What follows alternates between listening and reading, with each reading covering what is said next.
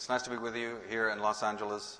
I was saying last night at the Living Temple when we did the talk that LA plays a big role in my life. When I first was sort of brought into the public eye, and believe me, that wasn't by my own intention. Of course, I've researched these things for years, as Wendy has said, but I never thought I was actually going to do it publicly. And when life or destiny or what have you threw me into the public eye around the year 2000, it was actually in LA that I began. So, you know, it's been 3 years that Robin has wanted to bring me down here to his wonderful forum, and also here at the Granada Forum. So it's been a long time in the making, but again, especially for me, it's quite important and significant that I'm back in LA after so many years. So it's great to be with you all. We're going to actually start with a little clip. I want to show a video clip from John Greenwald first to set the stage of the presentation today. So we can, with no further ado, run the DVD. Ted, whenever you want. I think we're good. Okay. This will sort of just preview some of what we're going to go into tonight.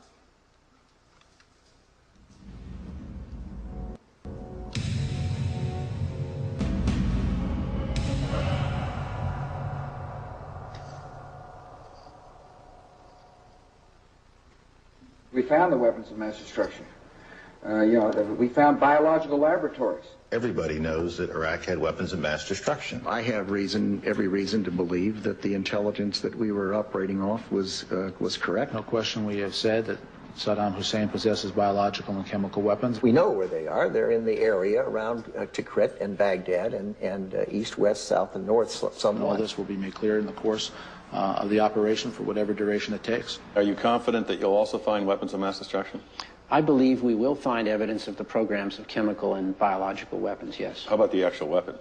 Well, I just don't know. Let's wait and see what the team that's over there... Actions continue with our new exploitation teams that have been brought in. And that we will in fact find weapons or evidence of weapons programs that are conclusive. It is somewhat puzzling, I think, that you can have 100% certainty about the weapons of mass destruction's existence and zero certainty about where they are. Do you agree? And does it matter whether or not you find those weapons? We might ask the Prime Minister that. We won't be proven wrong. This is a process that takes some time, and it will ebb and flow. One thing we know is that he had a weapons program. I don't know anybody that I can think of who has contended that the Iraqis had nuclear weapons. We believe he has, in fact, reconstituted nuclear weapons. But on the specific issue of weapons of mass destruction, it's going to take time, and we're going to have to be patient. Over time, the truth will come out. Now, it's going to take time to find anything because People will find that we presented a solid case, a case that is there and was there and will remain there. It's going to take a period of time to find the people. I don't think we'll discover anything myself. Still thought that 3.5 months for new inspections was a rather short time before Cooling Bay, and especially when we now see that they say, the U.S. government is saying that, look, you have to have a bit of patience, you know, these things take time. I believe that we will find the truth, and the truth is he was developing a program for weapons of mass destruction. I think what will happen is we'll discover people who will tell us where to go find it. You're not going to find it simply in a house-to-house search. You're going to find it when people start to talk to you. It is not like a treasure hunt where you just run around looking everywhere hoping you find something. I just don't think that's going to happen. The inspectors didn't find anything, and I doubt that we will. Are people going to find out the truth? And the truth will say that this intelligence was good intelligence, no doubt in my mind. What we will do is find the people who will tell us. There are a lot of people who lie and get away with it, and that's just a fact. He has not developed any significant capability with respect to weapons of mass destruction. He is unable to project conventional power against his neighbors. We are able to keep arms from him. His military forces have not been rebuilt. Is U.S. credibility on the line over weapons of mass destruction in Iraq? I'm not exactly sure what that means.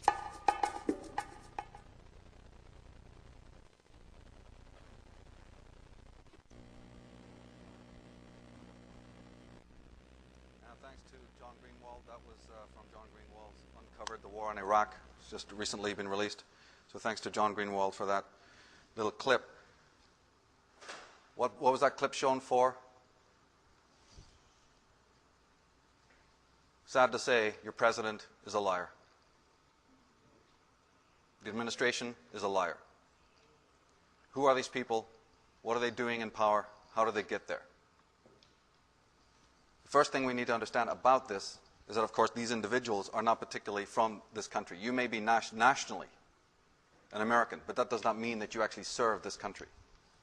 And that's the thing that we have to really clarify for people. Because they speak in American accents and they may even say, hey, I was born here. But these people have allegiances to other forces that you're not meant to know about. And we are now in the age where we're going to know about those allegiances. Because these people are servants of Vatican, these people are servants of the British royal family, and their job is to undermine and destroy the greatest country on the face of the earth. And they're doing an excellent job at it. And there's reasons for that, and we're going to look at those reasons. They have a mandate that's been handed down hundreds of years ago, actually from the inception of the country. And it is to target this country and make sure that it does not rise to the glory that it is capable of. And unfortunately, as I said, they're doing a marvelous job at it. They will receive their pats on the backs. They've already received their knighthoods from Her Majesty the Queen. I mean, that's documented. But what have they really done? You see, inner atrocities that happen within the confines of America, and Waco jumps to mind, you know, but the Randy Weaver case, and we all know there's many more. The information that Ted Gunderson, John DeCamp have gone through, we understand that there's enormous injustices that have taken place in America. But you see, what you have to realize is that doesn't really send many ripple effects abroad. It doesn't put people, realizing that there's jeopardy in the United States. That's just America's problem. So these inner atrocities, they don't resonate around the world. A tragedy, therefore, had to be devised that would ruin the U.S. reputation globally. And that is what has happened. America is not now known as a country that doesn't honor international law, human rights, or religious freedom. And American tourists are going to pay for that. It's the famous sabotage from within, as the Roman philosopher and statesman Cicero said. A murderer is less to be feared. They already warned us about it. As President Mubarak said, he has never seen such anti-American feeling being as strong as it is today throughout the world. So if you wanted enemies, you've got them now. Because Al-Qaeda is a fiction created by what you jokingly call neocons. Neocons are just a catchphrase used by the other side. It really doesn't have much meaning at all. A neocon is a skull and bones man, is what a neocon is. A neocon is a Straussian, a follower of the philosophy of Leo Strauss and other demagogues like that who prefer not to come in front of the camera. A neocon is a Russell Trust agent and a Freemason. And they are themselves lieutenants for other powers. And their job was to create enemies of America. They are enemies already on domestic soil, and now their job was to create foreign enemies with the idea that this country is beset by enemies and is thought of wrongly and is considered wrongly. Well, why not? The proof is there, isn't it? I've said in my other works, and Anthony and Jordan have gone into this, that these individuals are obviously related to the dynasties of old. Father George and his wife Barbara are both descendants of Godefroy de Bouillon, who in 1099 was leading European noblemen in a successful crusade to recapture Jerusalem from the Islamic faith and moved into the king's palace there at Temple Mount. And Godefroy was the first king of Jerusalem and the Duke of Lower Lorraine, a major region of the Illuminati bloodline. Bush is closely related to every European monarch on and off the throne and has kinship with every member of Britain's royal family, the House of Windsor. But the Windsor is again a catchphrase.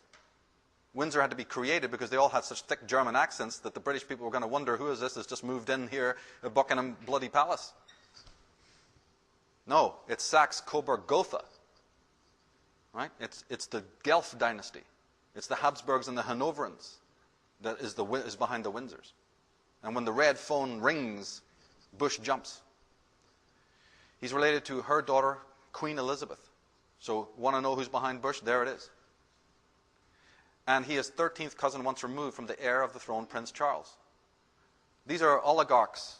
These are aristocrats. And of course, because of the wars and the rise of rebellion, they can't operate openly anymore from the throne and hang people in the streets like they used to do in my country, where the nobleman, the lord, would literally stand on his balcony and watch the rebels be hung, drawn, and quartered. They know if they try that, they'll be overthrown. So they change tactics just a little bit and put people that are officially not known to be related to them in power. And they achieve what they want in that way. Now, Bush's family tree can be documented as far back as the 15th century. He's connected to Edward I of Longshanks, that all the Scots know as the Hammer of the Scots, who decimated and murdered up there. It's business as usual for these people. And the Bouillons were servants, though, of Pope Gregory VII, particularly Godefroy. He didn't just dream up this idea on his own. He was sent. He was an agent, as his descendants today are agents. He was sent by the Pope Gregory VII and Urban II. And his wife, that's the senior Bush, of course, him and his wife are both related to the same British monarchs. And Clinton and Dole and Gore, the rest is the same. I go into that in my other works. We have the phenomenon of the White Pope. But the White Pope is just the head of the official organ, the official Roman Catholic religion. Behind him is the Black Pope. And behind the Black Pope, for those who are familiar specifically with my work, is the cult of Aton. And these hierarchs out of the ancient Egyptian world, the old Israelite Egyptian pharaohs of old. A whole other concept that we don't have time to elaborate on now. But those who are familiar with my work will understand that there's a worship of the dark side of the sun, which Christians call Luciferianism. And they're not far wrong, actually. They're not far wrong. But I prefer to call it Atonism, the worship of the sun church that Jordan has spent his whole life elaborating on, the solar church. What is the solar church? These people that we're talking about today are lower henchmen, servants, lieutenants of this great power. But specifically, Bush answers to the Queen and also to the Black Pope, who at this point in time is Peter Hans Kolvenbach and his coterie, Opus Dei, and many of the other orgs that they control in this country, including the media. As David Icke said, the Queen of England made Bush's military chiefs, Colin Powell and Norman Schwarzkopf, honorary knights of the British Empire. And the senior Bush is indicted for her services rendered also in the First War of Iraq. Of course. But for any American to get on his knees to those people in Buckingham Palace is an obscenity. That alone should have had them thrown into the Atlantic Ocean where they belong. How dare they, that a few hundred years ago, you were fighting these people. You were all out war against these tyrants. The Tsar of Russia wasn't your enemy. The Outer Mongolians weren't. Certainly not the Afghanistans and Saddam Hussein. No. The enemy of America, as I've said many times, was Britain. So what are they doing giving the keys of the city of New York to the Queen of England just a short time after? What are these guys doing, getting on their knees? Well, they're doing it because they have to. They're going home to say, pat me on the back, now I've done my job. America's sinking a little bit further into the grave. Where's my medal? Where's the schools that my kids are going to go to? You see, all those privileges.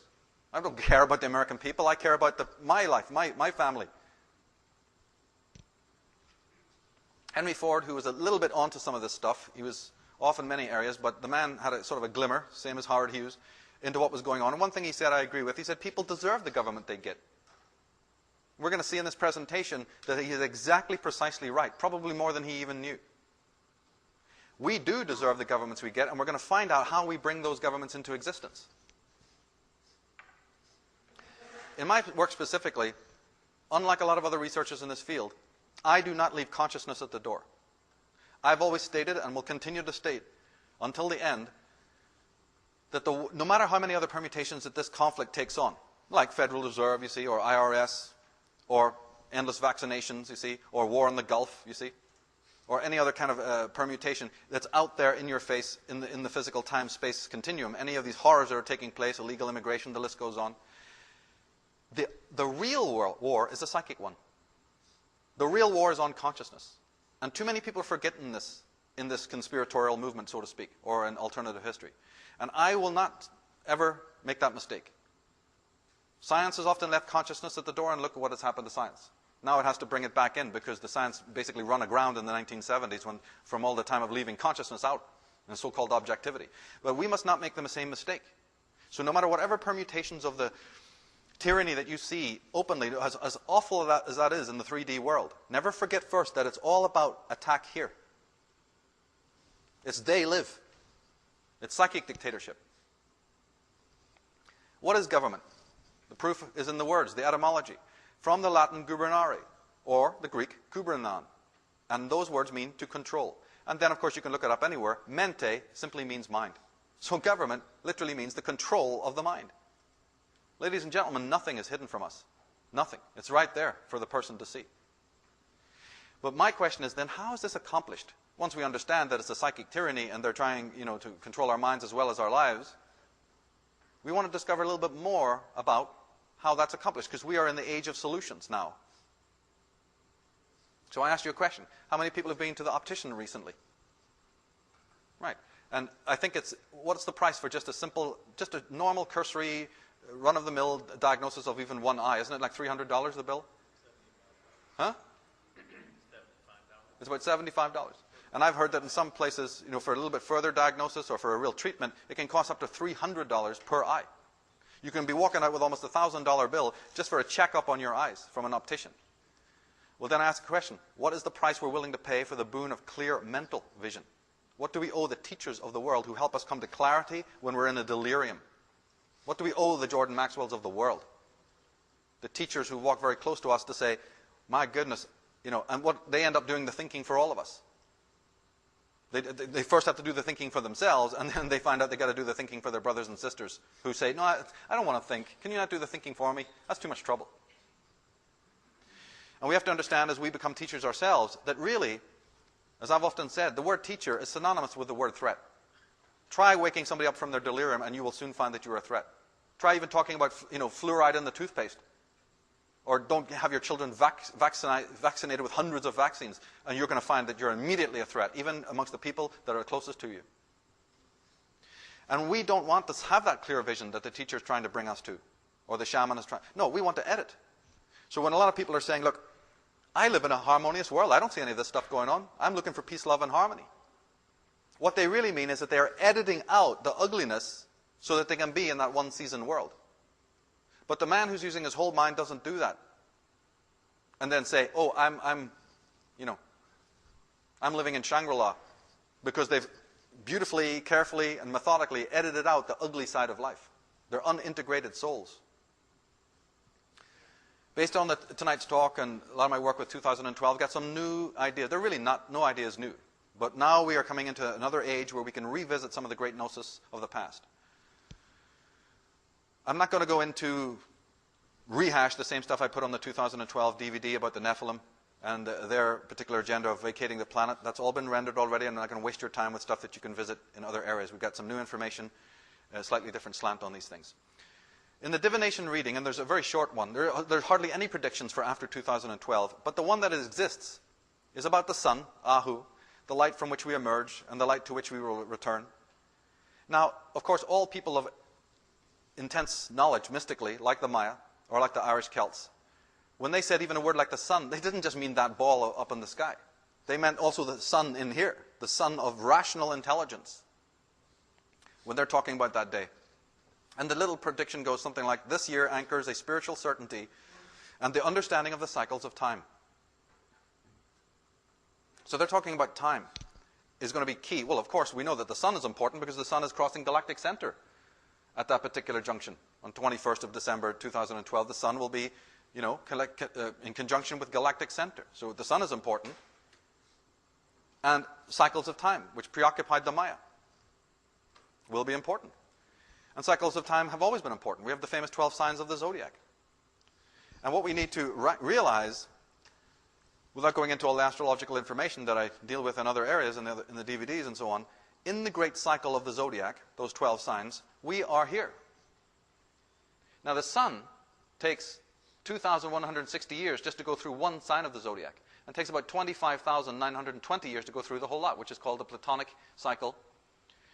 But we are now, in that time clock, very late in the sign of Pisces, almost approaching the age of Aquarius. And people have different dates for that. Some people say it's only 150 years off. Others say, no, it's more like 700. When you're talking about thousands and thousands of years, that's a minute. That's a very, very, very small amount of time.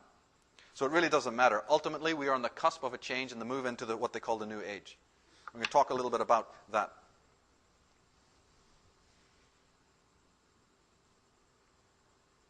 And again, we have from the older civilizations like the Brahmins, again, a fixation on the cycles of time.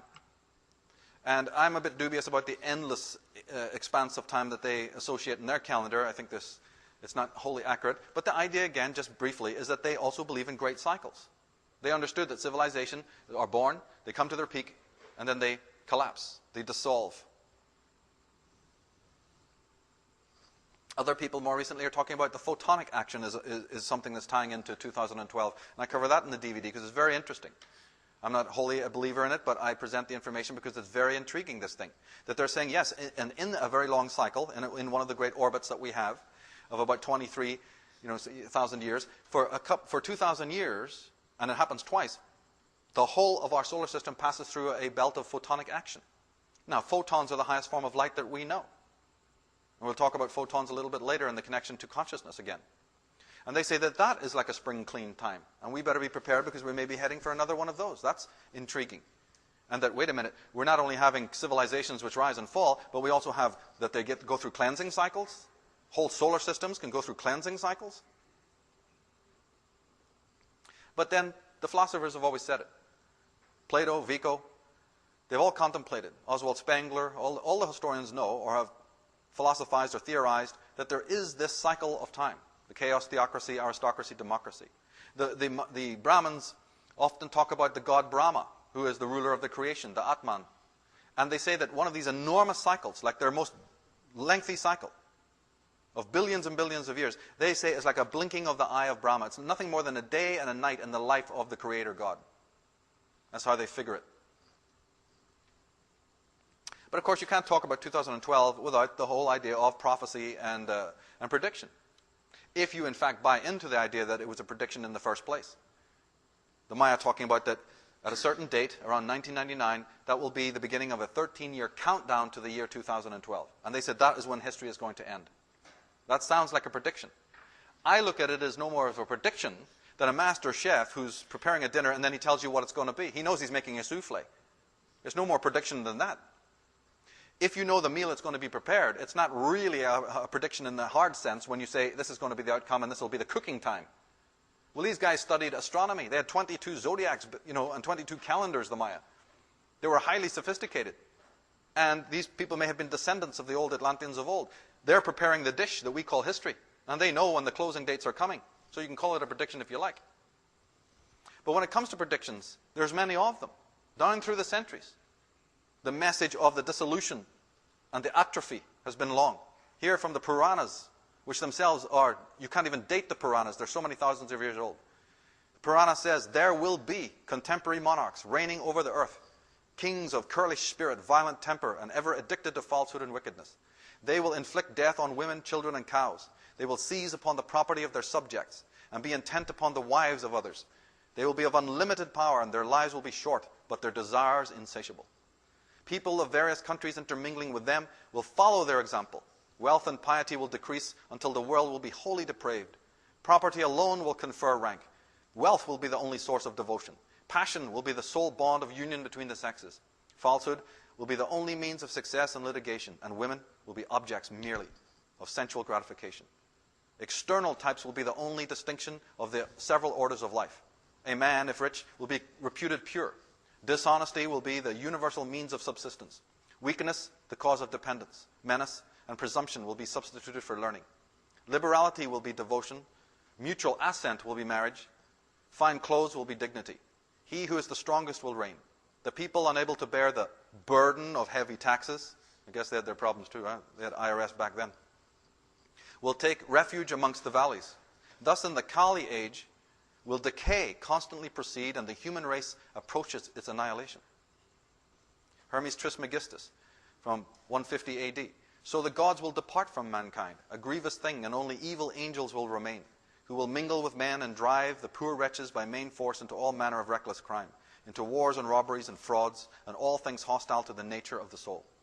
Darkness will be preferred to light, and death will be thought more profitable than life. The pious will be deemed insane, and the impious wise.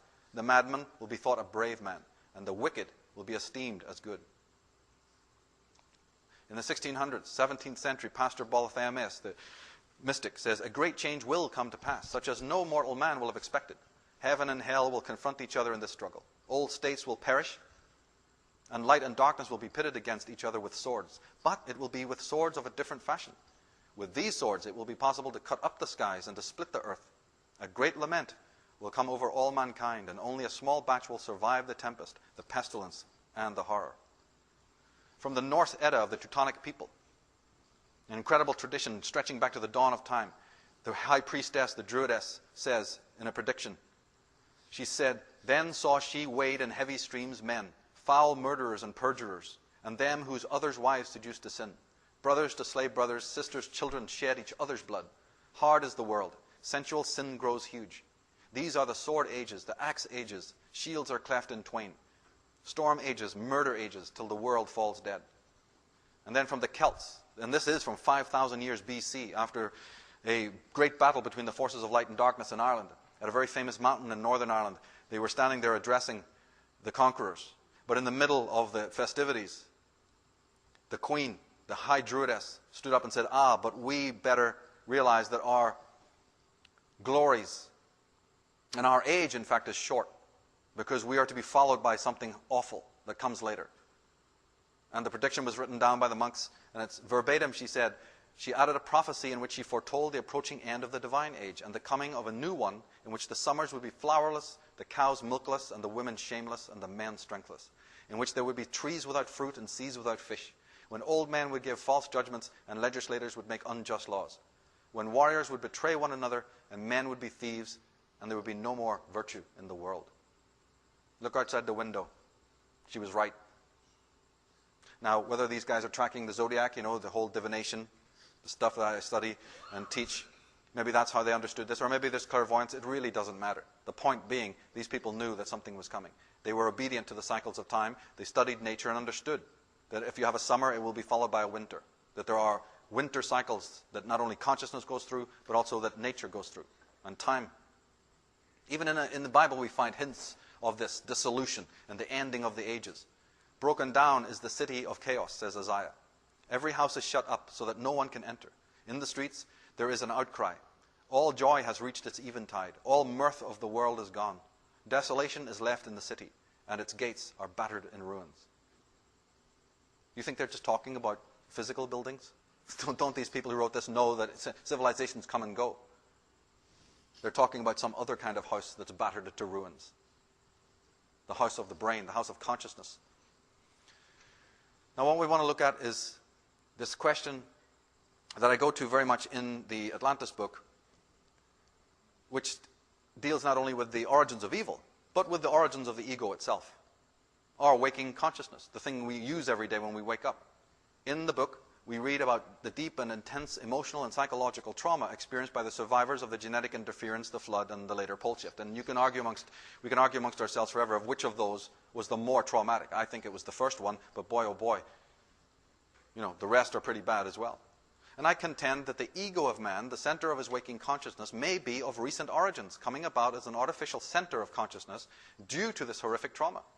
The ego is a reaction to offset total and rapid psychic breakdown, the effects of which are still being felt. But because its birth was traumatic, its nature and behavior is necessarily vexatious, problematic, narcissistic, and violent. And the history of man is the record of ego existence. The ego is the one writing its own memoirs, which we call history. Now, when the ego wanes in power, history ends, meaning that if the ego in fact was born 13,500 years ago to replace the consciousness which was massively traumatized, then it also rises to its peak and comes to a wane. Now, what am I talking about before that? Before that, we had holarchic thinking. We were directly plugged into the matrix. We used the whole brain. But when you're having visitors come here and mess with your DNA, and that's followed by worldwide deluge and worldwide polar shift, the horrendous trauma of that basically destroyed the kind of consciousness that we had at that time, and it fractured. And just in the same way that when you're about to hit a vehicle in your car, or you're about to fall because you've slipped on the ice, a muscle becomes spastic. In order to what? To prop you up so that you don't completely fall. So in consciousness, there was this reaction. You have to think of consciousness or the ego in this term. It's not a very good metaphor, but it'll do. In order to offset total collapse, the ego was born. And you see this story actually in the first two cards of the major arcana of the tarot. The fool and the magician are the two aspects of this ego that came in. And see, the ego is very proud. Now that it did save us, it's one who wants to walk around in flowing robes. It's going, give me complete obedience. Hey, I saved your ass. The ego has done a great deal of job, a great deal of work. Now it's the center of consciousness, so to speak. And it's very limited. It's like a sort of an officious office manager. Well, of course it's going to be like that. The executives are out to lunch. The spirit is not with us. So who's running the corporation? The janitor. It's like the guy at the lodge house now thinks he's the lord of the manor. The butler is trying on the clothes of the master when he's away. That's the predicament that we're in right now. When the executives return, the ego will be perfectly happy to just, stay silent and be thanked for its wonderful work. But until that time, we're stuck with it. So the ego, what we are doing our thinking with, is of incredible importance to discover something about it. Because it's artificial. It has a birthday. Do not all the sun gods of mythology start as little children? Whether it's Krishna or Quetzalcoatl or Jesus or King Arthur, you see, or whoever. You can't think of Mithras or Ahura Mazda or Horus and not think of the child. Well, aren't they representatives of the sun? And aren't they representatives of the mind? So then why do they always shown being starting as young children first? Even the Buddha. Because there's a metaphor behind that, about the very origins of consciousness. And they represent what? God the Father, who's remote and removed from you. And he sends his only begotten Son now. There's something there about the very consciousness that we're inside our own heads. In the book I talk about Adam being the one cut off and divided. He's deeply traumatized. But we've been told that symbolically.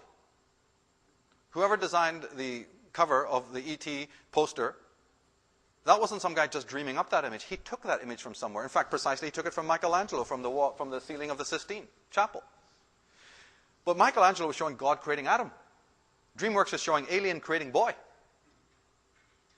Are they going to try? Are we being told something about this other creation in a right-brained way?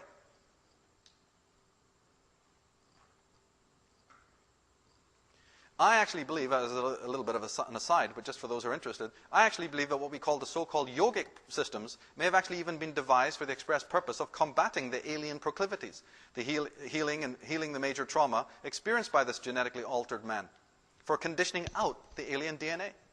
Basically, yoga had to do, it's not the same as the yoga we're doing today, believe me, but yoga has to do with cleansing and hygiene. That's what it was for. Many of the practices of yoga, meaning just to link back. The word means to link back. That's right. Link back to the old ancestral, consciousness that we had before the traumata. With the idea that now we got it, we can't get rid of it. But maybe if we purify ourselves and we have rituals and we have 12-step programs back then and we have shamanic, purifications, maybe we can get back to some sort of semblance of what we were before. Makes greater sense.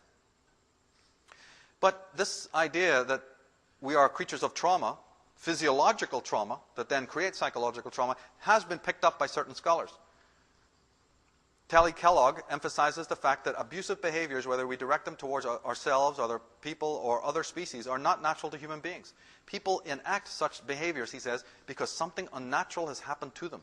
I and they have become deranged. Now, that schizophrenia was studied by two major people. Two major scholars are experts in schizophrenia. One is your American, Julian Jaynes, and the other is the eccentric psychologist from England, who's now passed away, R.D. Laing. But Julian Jaynes, Jack Barringer in his book Past Shock says of Jaynes, Jaynes claimed that this period, thousands of years ago, was a time of intense psychosis for the emerging human race. Terence McKenna picks up on it and says that Jaynes has suggested that human consciousness has changed its character even in recent historical times. The ego as we know it was not really in existence except under extreme stress. These are scientists who've discovered this through their testing of people. And then it presented itself almost as an exterior intrusion into consciousness, like the voice of a god. Of course, these scholars don't tell you what the trauma was. I do. I know what the trauma was, and it was so severe that consciousness as we know it was shattered forever. Except in a few genius types who have a little bit of access, like voices from the distance, like echoes from the past, are the great geniuses of our time. But most of us know it's very, very, and of course we live in a world, make sure we're going to be conditioned into this hyper-linear, very, very hyper-focused left brain type of mentality. David Watson, in his book Pathology of Civilization, says that we reproduce catastrophe because we ourselves are traumatized, both as a species and individually, beginning at birth. Because we are wounded, we have put up psychic defenses against reality and have become so cut off from direct participation in the multidimensional wilderness in which we are embedded that all we can do is to navigate our way cautiously through a humanly designed day-to-day substitute world of symbols, a world of dollars, minutes, numbers, images, and words that are constantly being manipulated to wring the most possible profit from every conceivable circumstance. The body and the spirit both rebel. Of course they rebel. But we were so traumatized that we kind of now have a fear of nature, heavily co-opted by the media, by the way. But we have a bit of a suspicion of that old nature because from one point of view, it seemed to do wrong by us. Our earth was just being destroyed under our feet like the worst Charlton Heston disaster movie you've ever seen. My goodness. So after that, you see, the ego could say, no, no, no, you trust me. Forget all of that stuff. You listen to me. I'm the way shower. I'm the light holder. I'm the one who leads you to security and stability. And we were so traumatized, we've done it. But look at the effects of that now. Now, R.D. Laing says that's something incredible. As a psychologist, he turned the whole of psychology upside down. He said, insanity is a perfectly natural adjustment to a totally unnatural and negative environment. It's just an adjustment like anything else. If your world is irrational and insane, and you're doing your best to adjust to it, but the result is insanity, don't blame the schizoid person. Schizophrenia is an adjustment, like all mental disease, and even like crime. It's merely a symptom, so don't treat the symptom. Schizophrenia is coined by Eugene Bleuler, and it roughly translates as shattered mind, coming from the Greek schizo, to split or to divide. But remember, these psychotic states are just a compensation. They're a desperate attempt to find a sanity. And the whole human race has been doing it, not just individuals. The psychosis is globalized. And the great genius, of course, Sigmund Freud, who had looked into the psyche deeper probably than almost any other human being, he's discovered something incredible about the split. And his language is even better. He says that starting from speculations on the beginning of life and from biological parallels, meaning he studied physical things, I drew the conclusion that besides the instinct to preserve living substance, there must exist another contrary instinct seeking to dissolve those units and bring them back to their primeval inorganic state. That is to say, as well as eros, there was an instinct of death. And he called that the Thanatos complex. And you'll see in a minute why we're going into this much detail about the death instinct. But Gnostics would always say, hey, we know all about that. We know about the troublesome ego. Thousands of years ago, or hundreds of years ago, we have the Gnostics who said, yes, yes, yes, yes, yes, that's Lucifer. That's the God that, thinks he's God. That's not the real God. That's what they call the demiurge, the king of the world, Rex Mundi. That's your problem. They knew that. I prefer to use more simple language and get this message through to people. Let's stop thinking that we think with the mind. Let's get around the idea that we think for the mind. Get out of the idea that the ego, the mind, the thing you think your thoughts with, is unique to yourself. That's a luxury. But it's also a lie, by the way. We're thinking for the mind, not with it. Your great Alan Watts, he said, we seldom realize, for example, that our most private thoughts and emotions are not actually our own. For we think in terms of languages and images which we did not invent, but which were given to us by our society. We copy emotional reactions from our parents. Society is our extended mind and body. Absolutely, he's right. What, your name is borrowed, your religion is borrowed, your clothes are borrowed, your ideas are borrowed. Tell me what's unique. Every human being can clearly know what it is that makes them the same as everybody else. We all support the same team. We all vote the same way. We all like such and such. Very few people can tell you what really makes them unique. We belong to schools where they couldn't care less what makes you unique, unless it serves the beast, of course. Then they're very interested.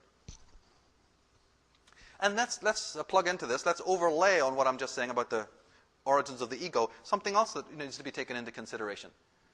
Up until recent historical times, and I mean recent, agricultural age, industrial age, up until recent times, life expectancy of the average human being was between 20 and 25 years of age. So psychologically, if you have a very short physical life, then psychologically, the human being did not progress much further than what is known as the animistic or infantile phase, basically about 13-year-old teenager, at best. So therefore his world was therefore one of superstition and wild and uncontrollable emotionality and fear of the unknown. The rational apparatus, which affords us a truer reckoning of objective reality, is therefore an exceedingly recent development. And many people in today's world are just as psychologically primitive and as arrested as those rural ancestors, by the way.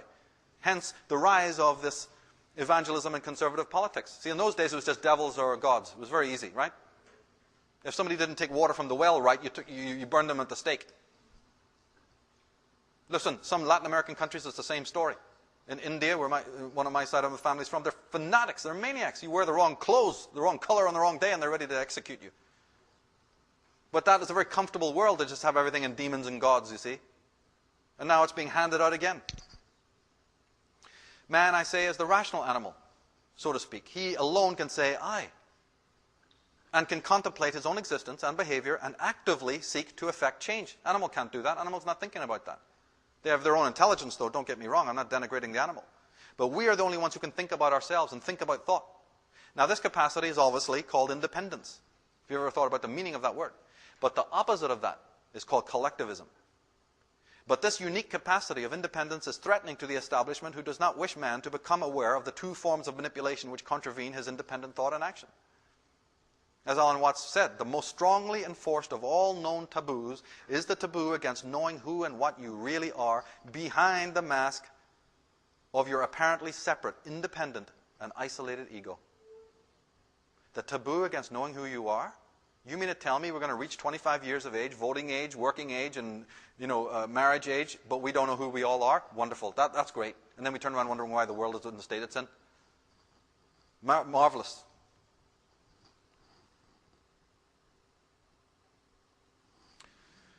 So we address this problem, that we know that there's untold cruelty from the earliest times.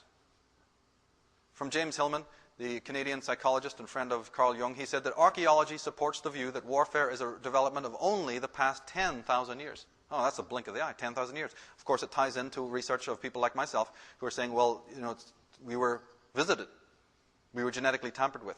And now these psychologists and even some of the scientists are starting to back that up. Because I very much believe that, believe me, these penchants for violence, they're not something that's natural to human beings at all. He goes on to say that, look, the normal round of warfare has been going on as far back as memory stretches. But during the last 5,000 or so years, 14,600 wars have been recorded. There's barely a day off before we're butchering somebody else.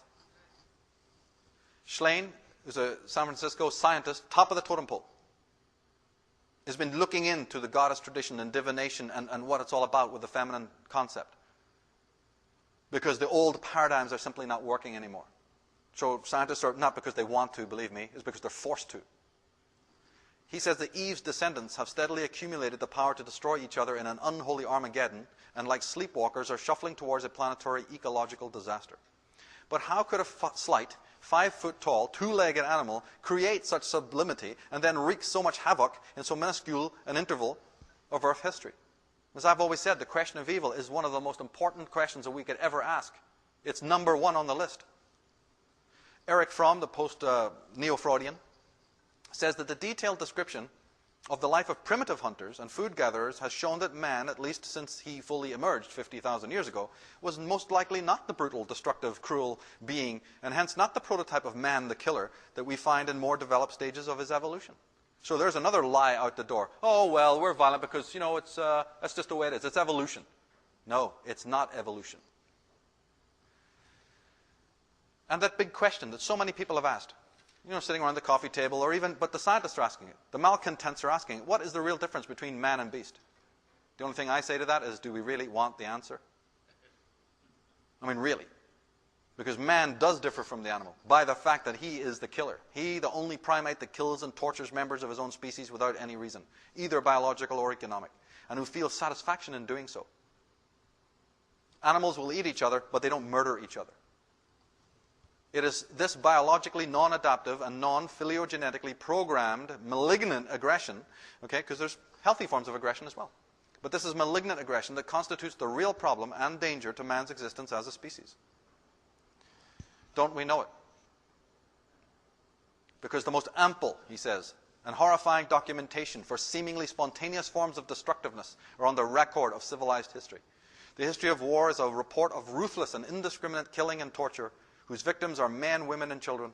Many of these occurrences give the impression of orgies of destruction, in which neither conventional nor genuinely moral factors have any inhibitory effect. There is hardly a destructive act human imagination could think of that has not been acted out again and again. Schlein says that creation is in fact a nightmare spectacle taking place on a planet that has been soaked in the blood of all of its creatures, the soberest conclusion that we can make is that this planet is being turned into a vast pit of fertilizer. Actually, it is. And those who have studied the ritualistic component of these killings, the world is still to wake up to that. But there are people who've been studying that. They will understand what that statement in fact does mean. Fromm goes on to say, only man seems to take pleasure in destroying life without any reason or purpose other than that of destroying. Remember Freud? There's two sides. There's the instinct of death and the instinct for life. And we all have it. Even the most creative of people. Van Gogh can go out one day and paint pictures that will stun the world for hundreds of years, and in the same hour cut his own ear off. To put it more generally, only man appears to be destructive beyond the aim of defense or of attaining what he needs. Only man.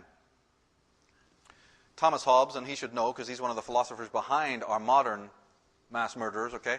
I'll be doing a DVD in the future called Evil's Willing Servants, in which I'll be dealing with these hidden people, the Leo Strausses, the Rothschilds, the Thomas Hobbes types people, some of the people, you know, that they're camera shy. And they're philosophers, they're teachers. And the young men, like the Bushes and the Wolfowitz, they serve these individuals. And they want to get into politics to execute the philosophies of people that you don't know about and are not meant to know about. You've heard of Wilson, but you ain't heard of Colonel Mandel House. So we have to find out who are the architects of deception behind the scenes. Very important. Hobbes says that the state of peace among men living side by side is not a natural state. The natural state is one of war. There are people who believe that. In the French philosopher Joseph de Maistre believed it. He said, I'd say, gentlemen, that dictatorship is a legitimate form of government. Dictatorship, indeed, is part of the divine order. No questions about it. These are the top philosophers of the ages. And we have people executing right now their philosophies. Another psychopath was Juan Donoso Cortez. He says the culmination of Donoso's philosophical treatise is that the institution of bloody sacrifice is the most universal of all human dogmas and institutions. The most civilized nations and the most savage tribes believe in a pure victim offered as a perfect holocaust. Without the death penalty, without the purifying efficacy of blood, all societal bonds would collapse. So they're saying if you've got civilization, it's based on sacrifice. And there's people who believe that and are operating accordingly right now. Of course, it won't matter to you until your daughter or son goes missing. Then it'll matter. And coming more to the point, we have something important that's going to happen this year. We're talking about Mayan countdowns, and 13-year cycles, and age of revealing, and all of that. Well, listen. If you haven't felt it before, it's going to start happening soon. In November of this year, and for the whole of 2007, all the way up to 2012, there's a very major cycle that's going to begin. We've been talking about time and cycle and all of that. Well, there's another cycle you need to know about that's approaching us very, very soon. And it's the coming in of the planet Pluto. Now, I wish I could get more into the concept that when I'm talking about the planets, I'm not talking about the effects of rocks in space with magic rays. People who know my work on astrology know that I know about an inner zodiac. The whole idea is that these rocks in space just represent energies. They are not the thing itself. So don't get me wrong there. But Pluto is an archetype that represents a certain kind of energy that is actually psychological in nature. That's all I can say for now. People can contact me and we can go into greater depth. There's information on the Taroscope's website more about what I mean by these planets and zodiacs. Anyway, we have the planet Pluto. But what is Pluto? What does it matter that it's coming in? Because in November of this year, it's going to be crossing galactic center and channeling energy from the center of the galaxy. And that's in late Sagittarius. Pluto, the planet of destruction, and I prefer the word deconstruction, because really, if you think about it, nothing is ever destroyed. It's just transmuted. And radical change will be crossing galactic center and channeling that energy of the central sun in early 2007. It takes approximately 250 years for Pluto to complete one circuit of the zodiac, or 12 signs. We saw the 12 signs. Well, now think of one planet moving very, very slowly. Because the sun and Mercury and Venus and some of the other planets we know, they move very, very quickly. And their effects then are very, very sort of short-lived. Even though if you're sensitive, you can always feel them. That's what astrology is all about, is the mapping and charting of the effects of these bodies. But Pluto moves very slowly and has very, very dramatic effect. Now, Pluto is presently approximately 24 degrees of Sagittarius. Please excuse me if you're not familiar with this astrological jargon. And when it moves into Capricorn, the sign of order and government, Capricorn, right? The sign of order and government. It will augur in cataclysmic upheavals and exposure of all corruption in order to restore harmony. In fact, a lot of what you're seeing in the exposures recently have been because it's moving in. It's already coming. Its orbit is 250 years, so about 3-4 years ago, already, what you might even say the turn of the millennium, let's say, already the effects of Pluto have been felt. But it's going to get stronger and stronger and stronger, like a dimmer turning up. It augurs in the exposure of all corruption in order to restore harmony and a higher way of being. Individual lives will also be dramatically transformed. Pluto comes to check psychic immunity.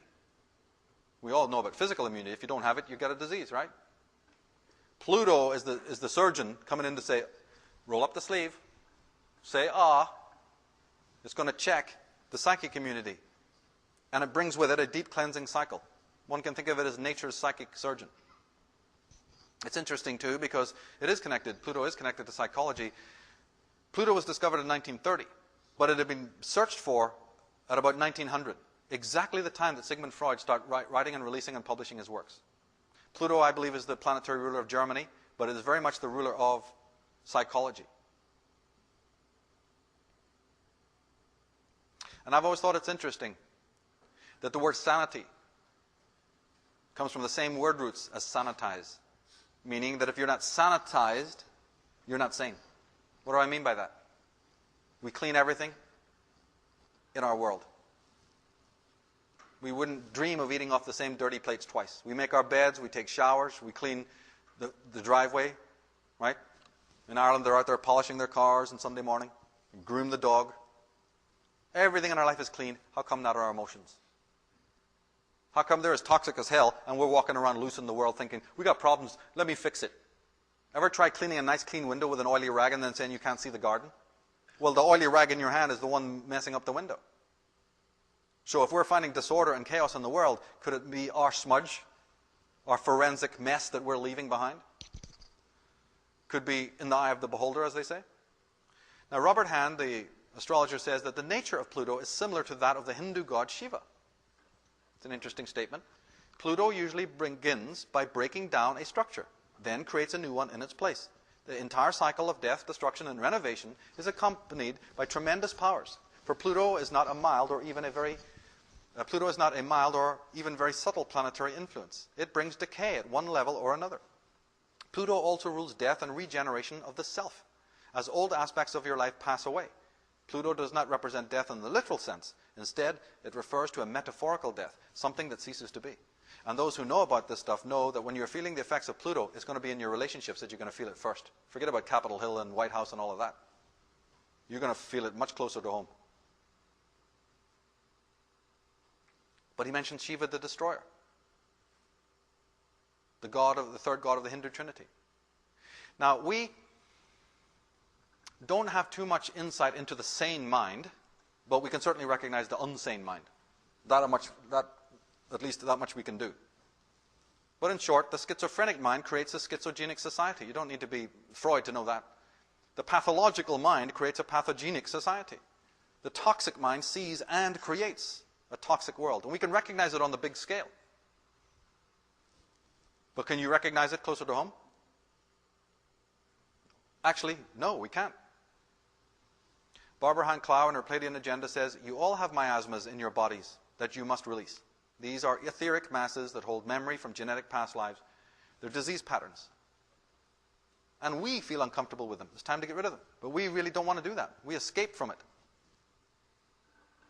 That's right, avoidance and tranquilization. We don't want to do all that psychology and self-investigation. Where's the authority figures who will just lead us where we need to go? They'll teach us all how to do it. But don't you see that by your avoidance to deal with your dark psychic content, that you are in fact funding and permitting the most hideous leviathans to poison and intoxicate the human race? Because they will step on to the white square of the chessboard if you don't occupy it. Then don't blame them for their existence if you have allowed them to rise. Now Pluto is, of course, anyone here Scorpio? Sun sign Scorpio? Right. Then you know, obviously, that Pluto is your ruling planet. Pluto is your god of the sign of Scorpio. And therefore, where is Scorpio in the seasonal cycle? Right? It's late. It's at the winter cycle. So Pluto rules when the sun goes into the winter seasonal cycle. And it's the same thing psychologically. Pluto rules what is known as the underworld cycle in alchemy or psychology. And of course, we all go through the underworld cycle, whether we know about astrology or not. It's often been called in the New Age movement the dark night of the soul. Carl Jung said that the foundation of mental illness, all mental illness, is unwillingness to experience legitimate suffering. Because we resist a certain amount of this looking at the dark side, especially of ourselves, and a willing entrance into, because remember, all of us are going through the dark night of the soul, and we'll have to go through this underworld phase, just as the sun has to go through its one seasonally. You're not going to escape it. The only difference is that you can either decide to do it of your own free will, then it's ritualistic, or you can be dragged. The hanged man has a smile on his lips. It's a willing oblation. Did not Odin, when he hung on the tree of life in order to learn the secret of the runes, he did it willingly. Nobody forced Buddha to sit down in front of the tree when he wanted to contemplate the meaning of life. It's a Conan and the Barbarian situation. You must willingly be crucified and die to be reborn again. Of course, we've forgotten all of those rituals, but nevertheless it goes through your life. It's not that suffering is good.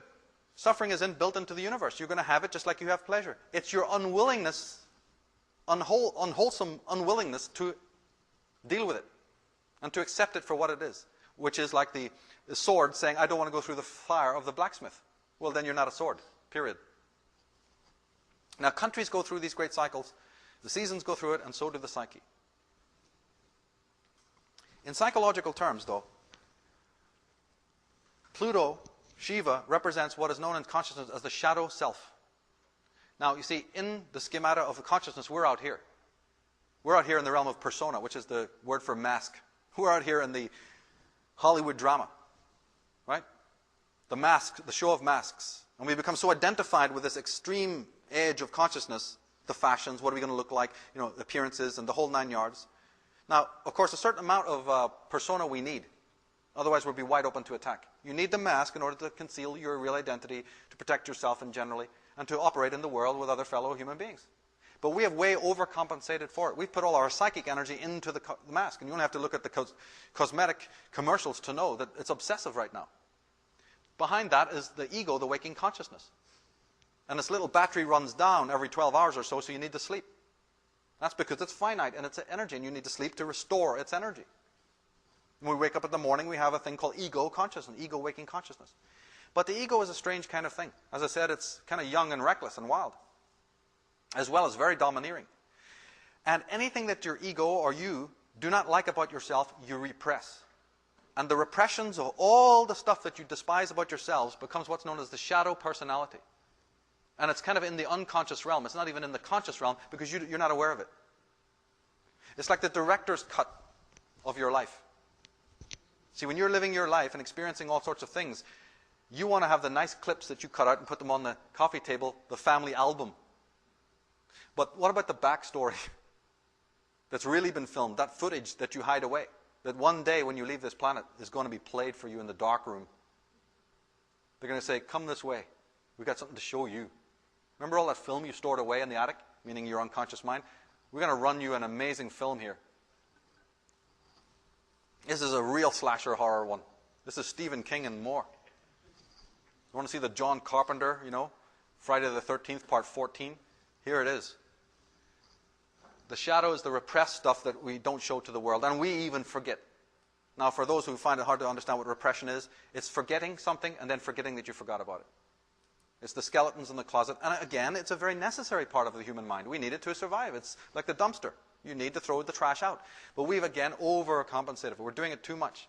And it causes enormous psychic problems. Carl Jung said that the shadow is a moral problem that challenges the whole ego personality. For no one can become conscious of the shadow without considerable moral effort. He's talking spiritually there. He's saying that for you to be integrated, you're going to need to integrate with your shadow, because those are aspects of yourself that you've thrown away. And you're not getting to the light. See, the self, the true person, is way back here. For the hell, you can forget about the self. We're into ego world. And the ego is doing itself a disservice by constantly denying aspects of its own self. Now, you know something? There was books left out of the Bible, and it's important to start finding out why. Jesus said in the Gospel of Thomas, this is one of the great Gnostic Gospels that was thrown away, When you see your likeness, you rejoice. But when you see your images which come into existence before you, which neither die nor are made manifest, how much will you bear? Now, it's very flowery language, a different language, but can you see now what is being said here? When you see your likeness, you rejoice. Meaning, when you're in the persona, and you're in the world of, oh, I play the fashion game, and everybody then gives me acknowledgement, and I give acknowledgement, you rejoice. But when you see the primordial images which come into existence before you, but these which are neither die or are made manifest, meaning the unconscious mind, how much then will you bear? It's an old story. And the teacher, remember, the threat. You know what the teacher does? He goes, project on me. Come on, dump it on me. And we do. And the teacher's job is to take all of that. As Carlos Castaneda and other writers have shown. The teacher is, he's the guy we're going to bury in the sand, as we've done so many times before. The shadow is very powerful. It is a moral problem. It destroys relationships, and it destroys the teacher relationship with the one who's receiving the teaching. Yeah, looking at who we are, it's all it's about. The only solution, the solution is to look at who we are. As Alexander Pope said, know then thyself. Presume not God to scan. The proper study of man is man. William Blake said, thine own humanity learn to adore. But Carl Jung put it this way. He said, look, people will do anything, no matter how absurd, to stop from facing their souls. Ever been outside recently? Ever turned on the TV recently? He's exactly right. People will do anything, no matter how absurd. And all that carnival that you see out there and all the distraction and nonsense that this world is wall-to-wall full of, that's what he's talking about. I must live in the Bahamas. I must live in a one-season world. I don't want to be looking at any of that stuff. Well, then okay. But then you've just condemned the world to horrors. You're just making a person in your life, your partner or your children, the victims, the slaves to your inability to face yourself.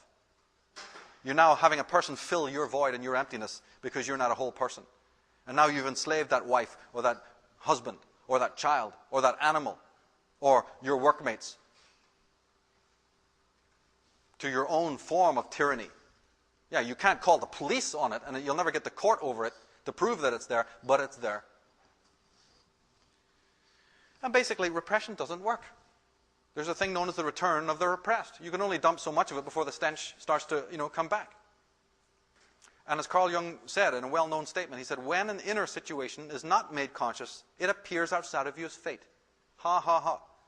Because there's a strange contract between the unconscious energy of our minds and the world, the energy that built the world. They conspire together. They're built out of the same stuff. So behind the back of the ego, the unconscious mind, the shadow, conspires with life, with material existence, to bring in front of you the very people, the very person, the very challenges, right? To help you integrate when you won't do it of your own free will. And we call that living. All the stuff that happens around us that we often describe as difficult challenges, that's what that is. We will refuse to do the homework, so then we're going to meet it in space and time. As the Greek said, your character is your fate. Now the next statement from Carl Jung is the one that is basically the theme of the entire presentation. Very important statement, and it is the crux of all of the work that I do, and all of the work that I will continue to do in this field. This is it, because I am not a person who will leave consciousness at the door. I am fully aware of all of the other obscenities that are taking place, in the name of God, in the name of religion, in the name of freedom and sovereignty. But you see, in my book, I will not leave consciousness at the door. And this is the reason. Carl Jung says that the gigantic catastrophes that threaten us today are not elemental happenings of a physical or biological order, but are psychic events. To a quite terrifying degree, we are threatened by wars and revolutions, which are nothing other than psychic epidemics. At any moment, several millions of human beings may be smitten with a new madness. And then we shall have another world war or devastating revolution. Instead of being at the mercy of wild beasts, earthquakes, landslides, and inundations, modern man is battered by the elemental forces of his own psyche. It's just that the other stuff, the symptoms of this, you can take a Polaroid of it. You can catch it on film. And you can call physical police to handle it. But there is a far greater form of violence going on that we are still to educate ourselves in. And it just so happens that the most toxic and unworked people just happen to be in power. So we've just diagnosed them. They just happen to be the ones most infected by the epidemic, and they're walking loose and hoping that you'll catch it too. But they're not what we first think that they are. They're not just mad politicians, whatever. These are people who have an epidemic. And they happen to always rule the societies because we let them. We permit it to happen. The masses of men and women in the Western world compulsively avoid true, authentic, and psychoanalytical investigations of their natures, even with help, particularly in regards to the so-called darker aspects of the personality, the shadow self, and so on. However, not dealing with the psyche at all proves systemically hazardous, so a compromise is required. So the ego is not stupid. It knows to continually be dumping without any integration will create total pathology. So it thinks, I'm going to get poisoned by all the stench coming from the back alley.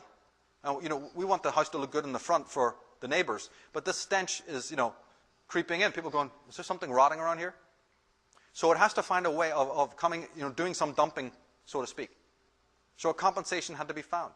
And hence the proliferation of the New Age philosophy and movement, together with its many permutations. Riddled with ego-customized shams and gimmicks, the application of its methods serve, for the most part, to merely bolster the failing ego and its drives. You create inauthentic versions of cleansing, but might do a little topical spring cleaning without going too deep. It's called religion, or New Age movement. Western man has made himself bereft of the rites and rituals, the rites of passage, the shamanic methods for dealing with the buildup of his dark psychic content. As a result, he is patently psychologically arrested. His avoidance condemns mankind and the earth. It engenders psychotic and sadistic leaders who are able to play upon his fears and lower instincts ad infinitum. So we're getting to the core of it now. If we do not autonomously cleanse our psyches and strive to live morally, and if we continue to violate the natural order, remember I said nature goes through these cycles, it can handle the winter when everything dies and putrefies, because it knows what beautiful roses are going to come from that. Nature can do it, but we can't. And if we continue to violate the natural order because of our inner emotional and psychological toxicity, we will allow the ego to manifest surrogate channels to exorcise its repressions and other negative debris. In short, if we give up the right rulership of the self, we inevitably breed Orwellian political and religious tyrants to take over the job and turn us into what George Simmel, the psychologist, sociologist, said, smiling depressives, or worse. And there's two other proclivities, capacities that we have in our minds. In our ego consciousness, we also have two very important things. And again, both necessary, but we've taken them to extremes. And they're called projection and inflation.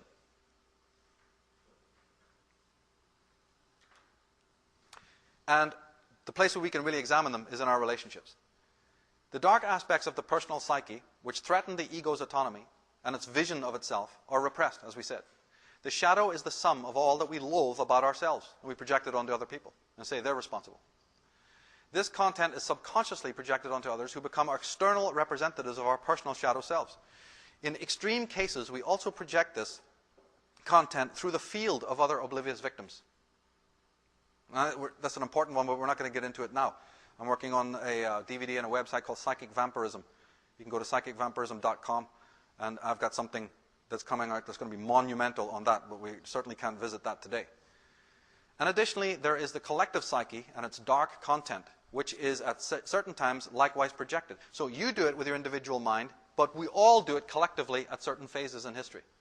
We literally all project on the famous nemesis that's created for us. And the politicians, they know how to manipulate that. We want the easy way out, and they have the pulse on the psyche, and they know how to help us with that kind of false exorcism. They're experts at it. I've always maintained in my work that if you don't know the motives of your enemy, then don't go into fight. You may know your motives, but if you don't know what makes them tick, we have zero knowledge of them. I've said it in the book, and I've said it in many talks. They have incredible knowledge of us. We don't even know what makes them tick. It's time to start finding out. That's like arming up to go and fight, find a tiger to shoot, but you don't have a faintest idea. In your mind, the tiger is a pink animal that flies in the sky. You don't know it's a thing with, inch-long razor-sharp teeth that's going to tear you limb from limb and can smell you coming 10 miles away. What good is it then you fighting the tiger? You're dead and buried and eaten is what's going to happen to you. Which is what has been happening to the brothers and sisters who've been trying to stand up against these leviathans, unfortunately. As I said, when we are not integrated, strong, and healthy psychologically, we invariably turn to external representatives. The parents, the politicians, the teachers, the evangelists, the heroes, the authority figures, the establishment representatives, whoever. And all manner of horrors have arisen because we do this. So yes, our world is full of horror and genocide and mayhem. Let's start discovering why. The approach of Pluto now will arouse fear, paranoia, and the whole cocktail of these darker emotions. That's why we're having this talk. It's because, you see, we're not going to get away with it any more. Very soon now, it's already actually been happening, but get ready for it. Now, these effects can confuse you. They can confuse and threaten both protagonist and antagonist. See, you may not be a generator or even a creator of dark, toxic energy too much, right? But you certainly will be the receiver of it from those who are. So you're going to have to know about what's coming, because if you don't, and the masks start coming down, and this toxicity starts coming out in people around you that you think you love, or that they've been fooling you into thinking that they love you, let's put it that way, you're going to be very shocked, and as a result, might do something very off or wrong, or you can be destabilized. And I don't want that to happen. I believe that the good people should have good times ahead. Shouldn't be again having to start from scratch again. Well, we can help that happen by having some knowledge about what might be coming down tomorrow, so that you're not completely shattered.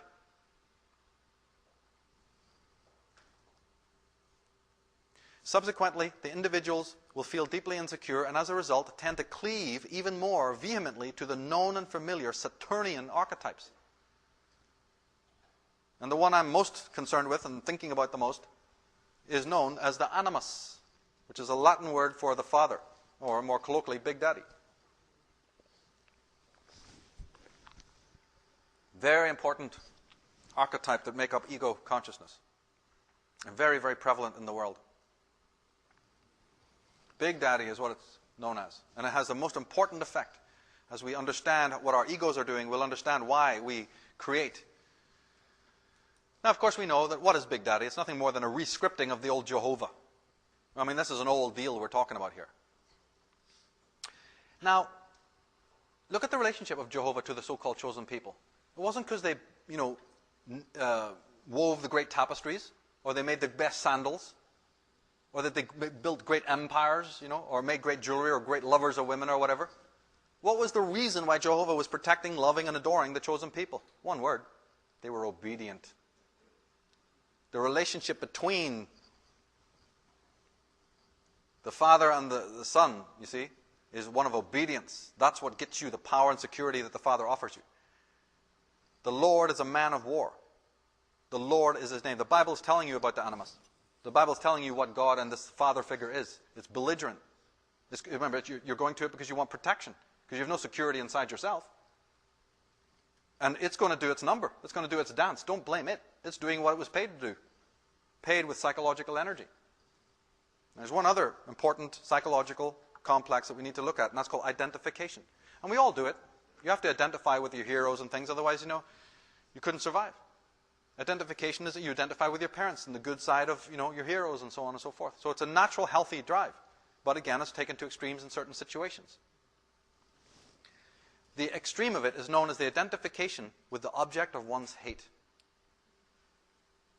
The identification with the object of one's hate? Meaning you hate something, but you identify with it? Why would you do that? Now, when states and people are unhealthy and not sovereign, they give their power away to demagogues and champions who possess the ability to lead them anywhere. The slave has an ambivalent relationship with the master. He may despise the master, but he may also envy him and need his attention and affection, because we do need. We are in dependence. You are a slave of the approval and the needs of others, and if you don't have it, look what happens to you. Now, the slave has an inferiority complex and does not think or act for himself. In fact, he prefers that others do the thinking for him. In return for this, he offers service, work, and above all, obedience. It's the master versus slave. Now, see, of course, hate is in the eyes of both. The whole relationship is based on hate. But the slave is thinking, well, this guy can kill me. So, instead of death, Slavery, death, slavery, death. All right, done deal. Slavery.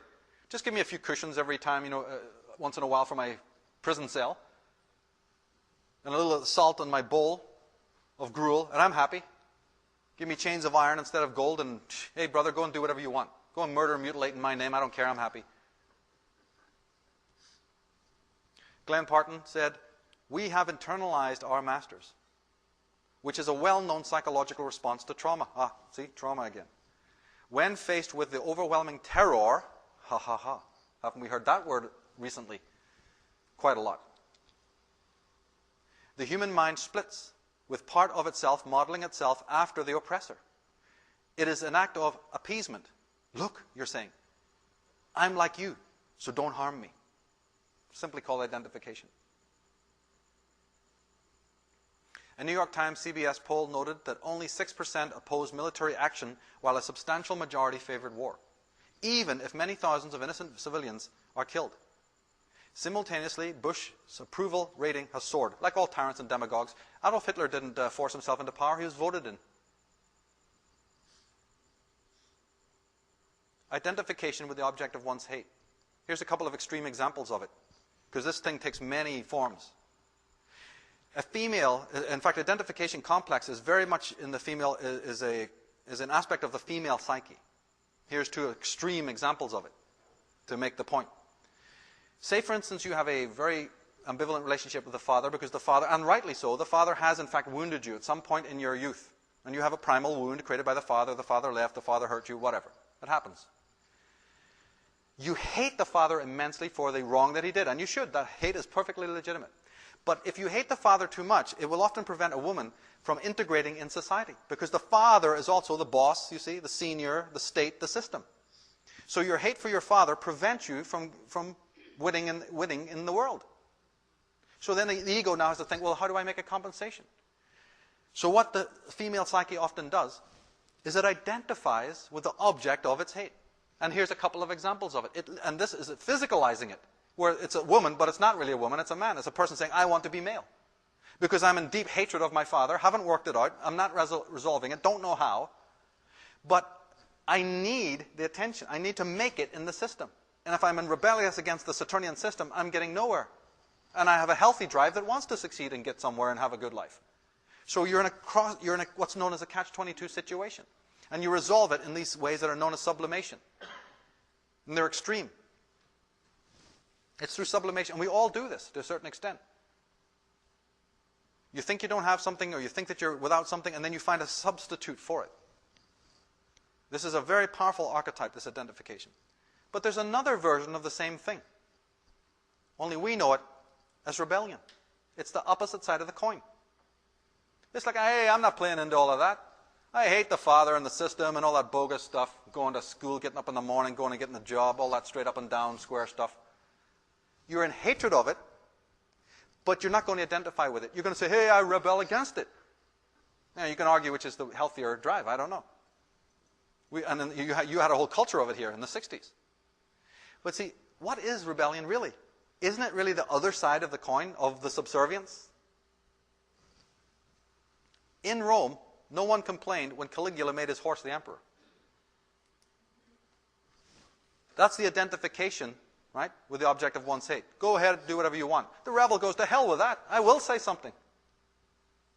But do you see that the rebellion is still isn't it dependent on the discipline, on the father? It's still tied to the actions of the father. The rebel is a healthy in a way because he's seeing the dumbed downness. He's seeing the utter control and the gaga people. They're acting like sheeple. So the rebel tries to, in his own way, as dysfunctional as it is, he's trying to say, but I don't buy into all of that. I see it as a lie. And how can you not see it as a lie? We've got a one-party system happening here. We've got blustering maniacs who are going to push it down everybody's throat with lie upon lie upon lie. Because you see, look, they say, look, you want to live in a box where you can hear the toilet flushing next door and with some slumlord, we can accommodate you. You want to pay through the nose for a useless car, we can accommodate you. You want to go ahead and live in a dead-end, get yourself a dead-end job in which you're stuck in scale labor for the rest of your life, the system can absolutely accommodate you. You want to buy into a false lie and believe a lie after lie after lie to cover the other lies? We absolutely can accommodate you. You want to live in a world where you have a political system of tyrants where you can vote for them to go and mass murder? We can accommodate you. But if you want to live in a world where you're independent and you have a healthy system, we can't accommodate you. That's the message. So the rebel goes, then I'm out of here. I don't know where I'm going or what I'm doing. You see, so it's semi-healthy. You get a medal for knowing what you don't want to do. As a tarot reader or as a diviner, as an astrologer, I can tell you that most of my clients, and I'm sure this will be corroborated by anyone else who works in this field, I'm visited by so many people who absolutely have got to that point in their life where they do not know what it is that they do know what they don't want to do. Their problem is what it is that they have to do or should be doing, their destiny. Because there's all the difference in the world between that, knowing what you don't want to do, and you get a medal for that. That's great. A lot of people never even get to that stage. But the secret of life, the magic of life, is that we often don't know what it is that we want to do, and then we make the mistake of turning to authority figures to go, they're going to tell me. The trick is that only you know what it is you want. That's the whole point. And until you create it for yourself, it's not going to be there. You can model yourself on others perhaps a little bit, and browse the field, but only you can begin the process of lighting the fuse of what you need to be. Sam Peckinpah created himself. Van Gogh, Michelangelo, the whole list. You create yourself. But they've put so many bread and circuses in front of us that we are gaga. We don't even know what's happening.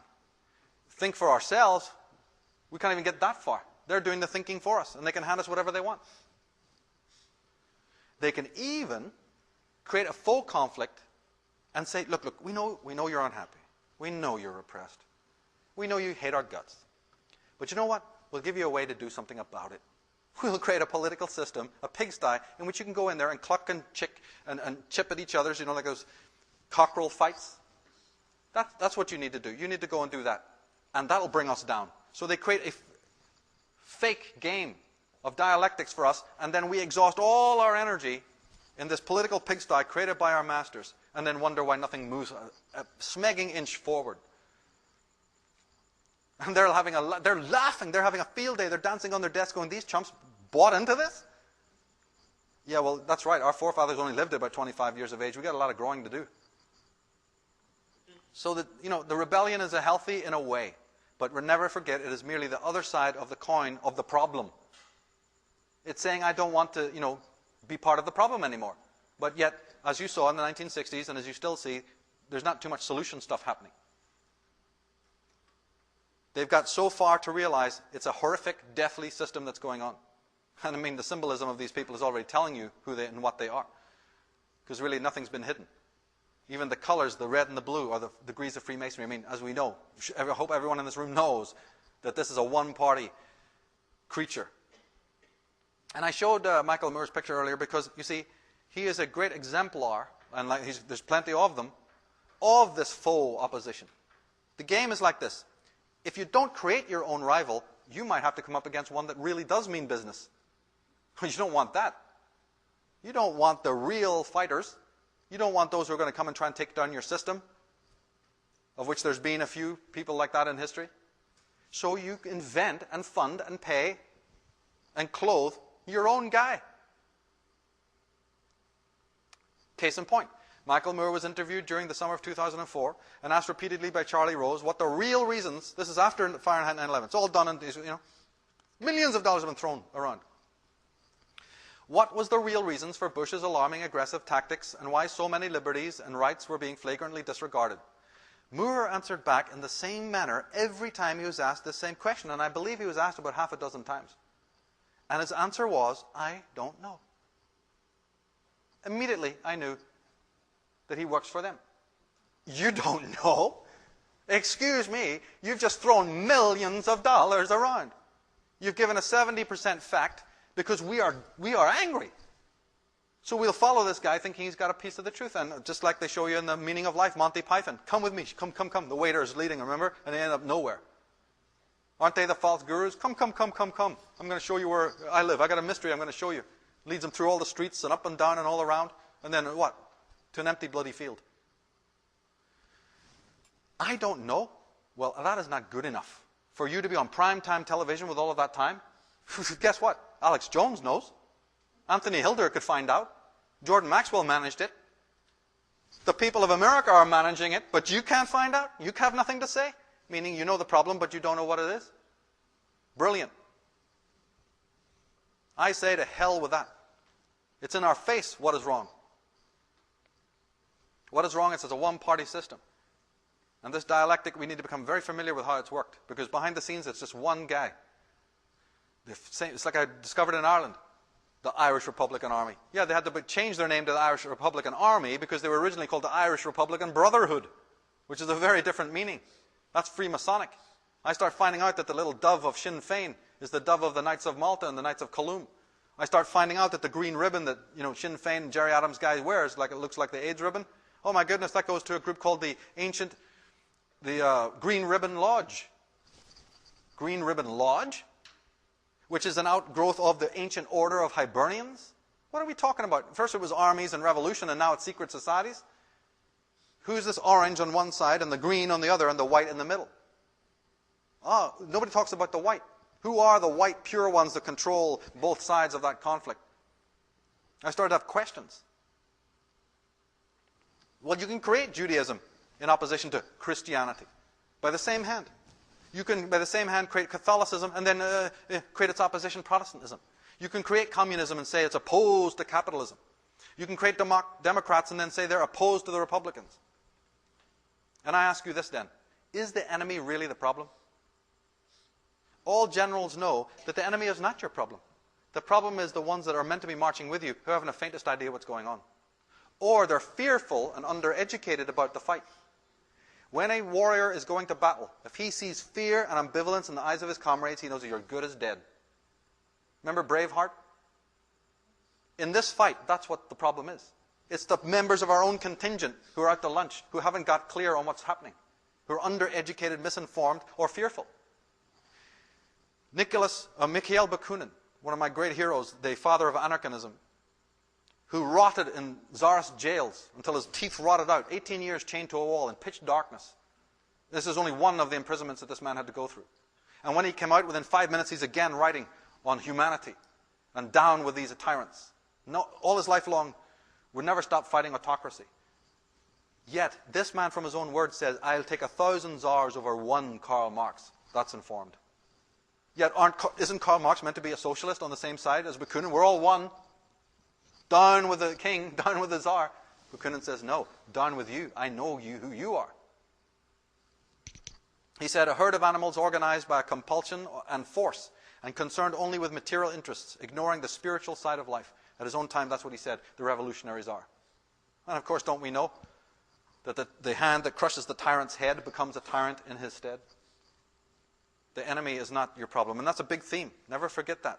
The enemy, in fact, you know something? The enemy that we so-called think is so awful and terrible, we've been taken out years ago. They're very weak. That's why they're called a hidden elite. Of course they're hidden. They know if we knew about them, we would destroy them in 5 minutes. When America finally wakes up, it'll be like Gulliver. You remember Gulliver was held down by all those little people? Well, when Gulliver finally wakes up, he'll be able to dust these George Bushes off their shoulders and throw them into the ocean. Because these individuals themselves are not spiritually pure and clean and cannot rise up high to feel high. So their mentality is to push and artificially repress good people so they feel great. They're not actually doing anything to spiritually progress or mature, but they are doing a lot to hold you down, and that's how they get their feeling of greatness. The petty tyrant in your neighborhood does the same thing. The bully in school does the same thing.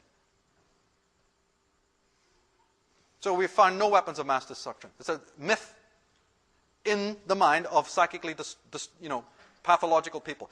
Al-Qaeda didn't exist. And the only time it ever even looked like it might have existed, it was funded by the same neocons from New York City. The only time any kind of Islamic extremism ever even looked like it was on the map, or jihadist motives, was when you guys were, not you guys, but the American government was funding it. Remember those old Rambo movies? There's the proof. With the Mujahideen and the extremists and the Taliban in Afghanistan to fight the Soviets. When the Soviets were pulling out, remember? If you don't know this, when the Soviets were pulling out, one of the generals told America that you have a bigger problem on your hand than we.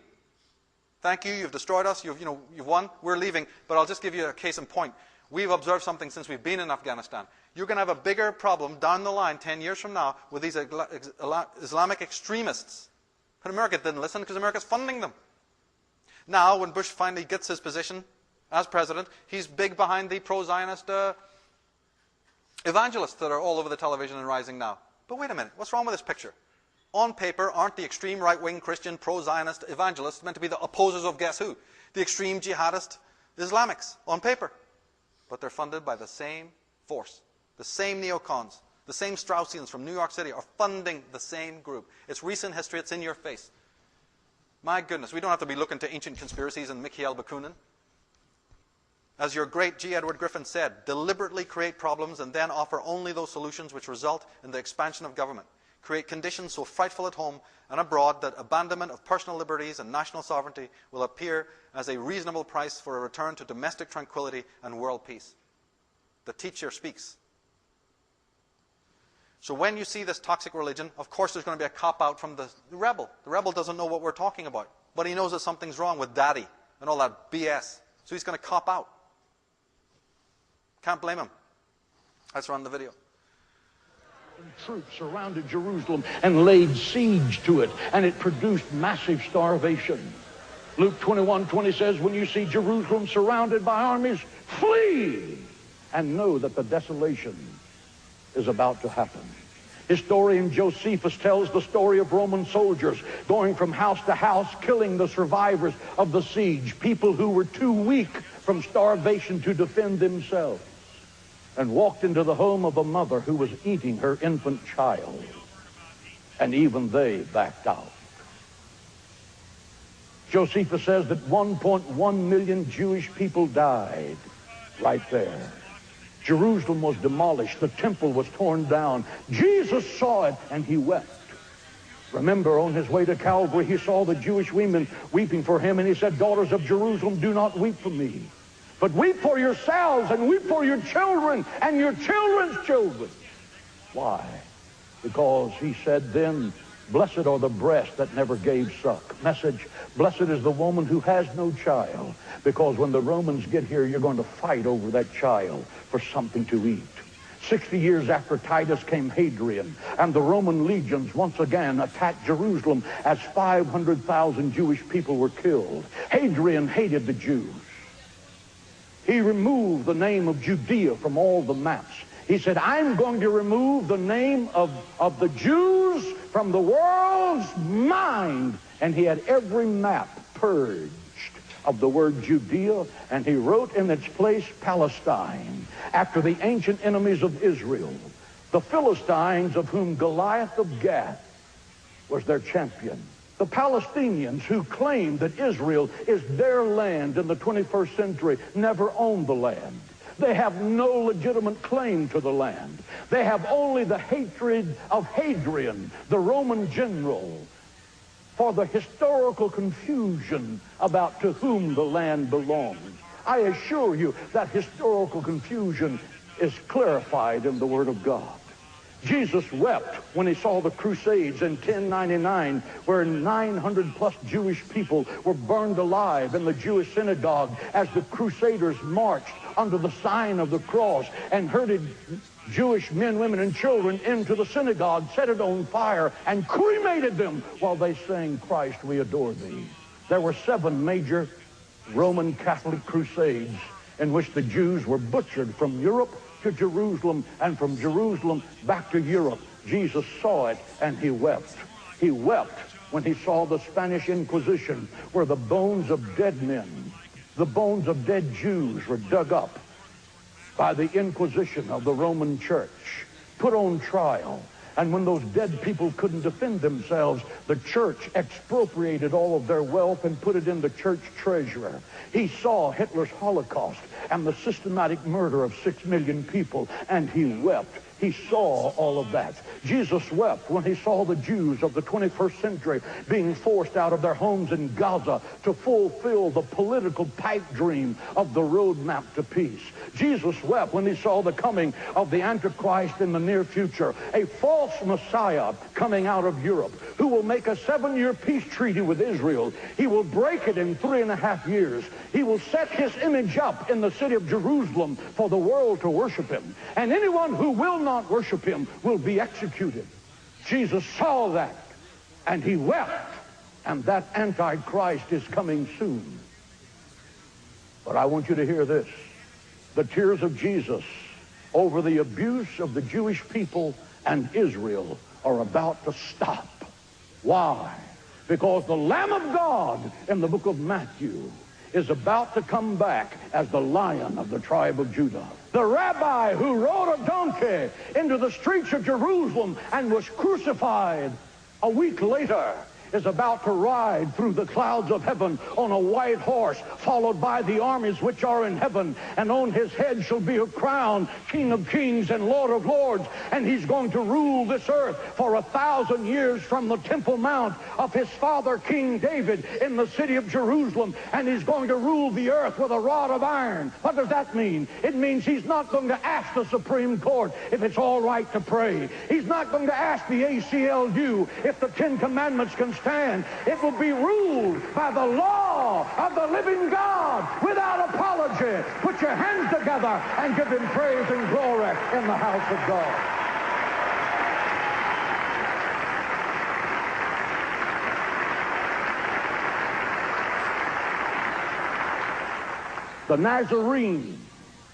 The Nazarene that was dragged before Pilate and Herod will have kings and queens and presidents and prime ministers and senators and congressmen, the rich and the mighty and the powerful, line up and bow before him. For every knee shall bow and every tongue shall confess that Jesus Christ is Lord, to the glory of God the Father. It's going to happen in the city of Jerusalem.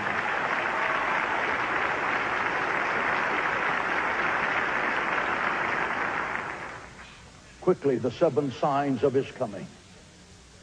The first sign is the rebirth of Israel. Jesus told his disciples in Matthew 24:32, now learn a parable about the fig tree, which is Israel. When you see the branch begin to bloom again means that it was dead for a while. You will know that my coming is even at the door. Now in the Bible, when you say that, that means his hand is on the doorknob. When the Romans crushed Jerusalem in 70 A.D., the diaspora began. The fig tree figuratively died. On May 15th, 1948, the fig tree was reborn in a day, as prophesied by Isaiah 66:8. The tree is blooming again. Israel is alive. Israel is alive. Israel is alive. The King of Glory is on his way. If you listen closely, you can hear the footsteps of Messiah shuffling through the clouds of heaven. Messiah is coming. Messiah is coming. Messiah is coming. And he will be King of kings and Lord of lords. Give him praise and glory in the house of God.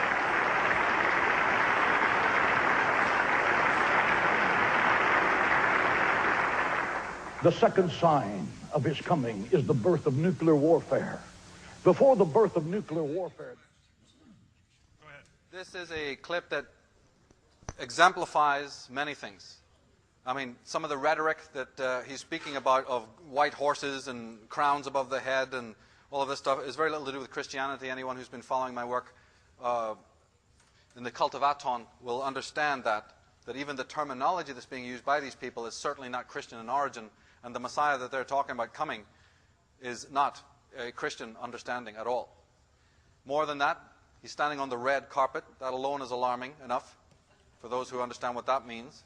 But what I really wanted to exemplify with this is, do you see the tone of belligerence and aggression? Do you understand, if you wanted a picture of the animus, here it is. These evangelists, as all priests and potentates exemplify, is that animus that we've been talking about.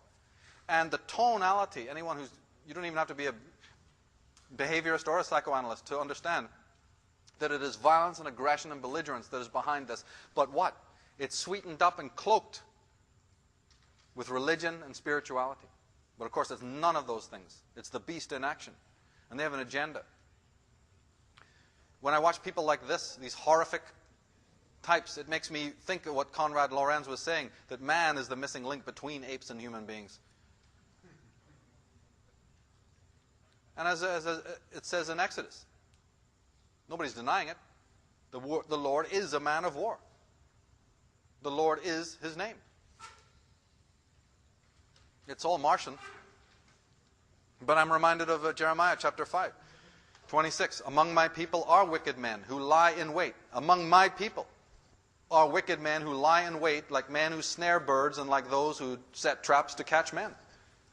Like cages full of birds, their houses are full of deceit. They have become rich and powerful and have grown fat and sleek. Their evil deeds have no limit, and that's no exaggeration. What these people do behind closed doors also is horrific. But they themselves are merely lieutenants of something higher, of more insidious hierarchs that work from behind the scenes. But again, I want to emphasize the disguised sadism of all of this. And anyway, most of Christianity most of religion is merely disguised sadism. Turn the other cheek, bless those who hurt you, martyrdom to the endless needs of others. What is all of that? That's not healthy. But you just put a little smoke screen on it. The image of the Christ that they're using, dying hideously, tortured on the cross, which they've just again ingratiated you with the Jesuit crony, Mel Gibson, pushing that image down your throat, because it's based on these complexes of consciousness and the sadism that is lurking in the limbic realms of all people. That's how they earn their daily bread. And that sadism is in evidence all around us. But you see, what we do is we act sadistically and say, but don't blame me. I was taking orders. Blame them. And then you go further up and it's go, no, but don't blame me. I received it from up there. What are you talking about? I'm not sadistic. Because as long as we are slaves to the master, we can always blame the master. The master goes, that's right, that's right. You're off the hook, you see. You have immunity because you have given me your allegiance. So you can go out there also and create horrors in my name, and I'll take the blame. And you know something? The ego is well happy to do that. So we have healthy and unhealthy forms of rebellion. But as any Aquarian will only be too happy to tell you, their sign and their planet Uranus is connected to rebellion. But then so must Pluto be, because Pluto is closely connected to Aquarius, you see? Now, this spirit of rebellion happens to have been quite conspicuous in the world since the discovery of the planet Pluto, has it not? You see, the Mikhail Bakunins and the other forms of rebellion and revolution and anarchy that you have in the world, they couldn't really exist too openly in the Victorian age. It's been since the discovery of Pluto that this has been moving in the world. You couldn't have a Woodstock, you see, and a hippie movement and all of these things. Those are all symptoms of a new paradigm. But the thing is that the kind of rebellion born from reaction will not avail true change. It is merely a temporary personal and social alleviation. In the movie, always jumps to my mind, Quadrophenia, there is the analysis, if I might say, beautiful treatment of the true spirit of rebellion. Where you have the person who is thinking that he's going to be unique because he's a mod. I don't want to be like everybody else. That's why I'm a mod, see? Then he wakes up to find out that, look, being a mod means that you have no identity. And this person finally works it all out and realizes he's not independent. And so in his personal drama, he breaks through the lie of identification, you see. In that movie, they show you the identification of the object of hate, and they also show the act of rebellion and the fiction of that, and how this person then incredibly passes through and discovers his own androgyny and his own mastery. A tremendous treatment of the positive side of rebellion by people who understood not to buy into all the lie. Because then you've got a mod, then you've got the rockers, you see? Right away, you've got the conflict again. And this person wakes up to see it and acknowledge it. But the rest of us, we're just happy with the rebellion. Because we never forget that Father also has our money bags in his hand. So we need a kind of a topical alleviation occasionally. Like things like the Burning Man Festival. They appear to be, the counterculture, but you'll find very, very few aware people there. Really, when it comes down to it. You'll find lots of rebels with a small r. But you will find very people who have a faintest idea of how to really change the system. As we said, there's a deep connection between Pluto and Uranus, Scorpio and Aquarius, And this act of rebellion, the spirit of rebellion, is coming in with Pluto. So if the astrological jargon is, hard to get your mind around, don't worry. Pluto represents an act of true holistic rebellion against all that is punitive and corrupt. But as we just saw in the video clip, that rides against the establishment. And it's an old story. Martin Luther, the founder of Protestantism, says nothing is more poisonous, harmful, or devilish than a man in rebellion. Christianity and these organizations, these organized religions, as well as the corporate dominance and governments, they're there to erase your spirit of rebellion. That's their modus operandi. That's why they exist. They don't exist to take you to God or to heaven. There's very few enlightened people in Christianity, if you haven't noticed. There's very few enlightened people anywhere in the world, including on the banks of the Ganges. But what there is conformity, violence, subservience to tradition, an untold sadism to the self and to others. And there is the obvious control and subjugation of the true spirit of rebellion. Aldous Huxley, and he should know because he was one of the people devising ways to keep people down, he said, "It is perfectly possible for a man to be out of prison and yet not free, to be under no physical constraint and yet to be psychologically captive, compelled to think, feel, and act as the representatives of the national state or of some private interest within the nation wants him to think, feel, and act. The nature of psychological compulsion is such that those who act under constraint remain under the impression that they are acting of their own initiative." That's key. The victim of mind manipulation does not know that he is a victim. To him, the walls of his prison are invisible, and he believes himself to be free. That he is not free is only apparent to other people. His servitude is strictly objective. You see, anybody here has actually had to deal with psychotic people or schizophrenics or people? It's very difficult to tell those people that their thinking is deranged. They think they're perfectly normal. Partly, as I said, they've adjusted to reality as they see it, so they're not wholly to blame. But even in the worst chronic syndrome, you will find that you're wasting your time. You could roll out your soul like a red carpet and they'll walk right on it. Because they are thinking you're the dummy. You're the dumbass. You got it wrong. Charles T. Tart called it consensus trance.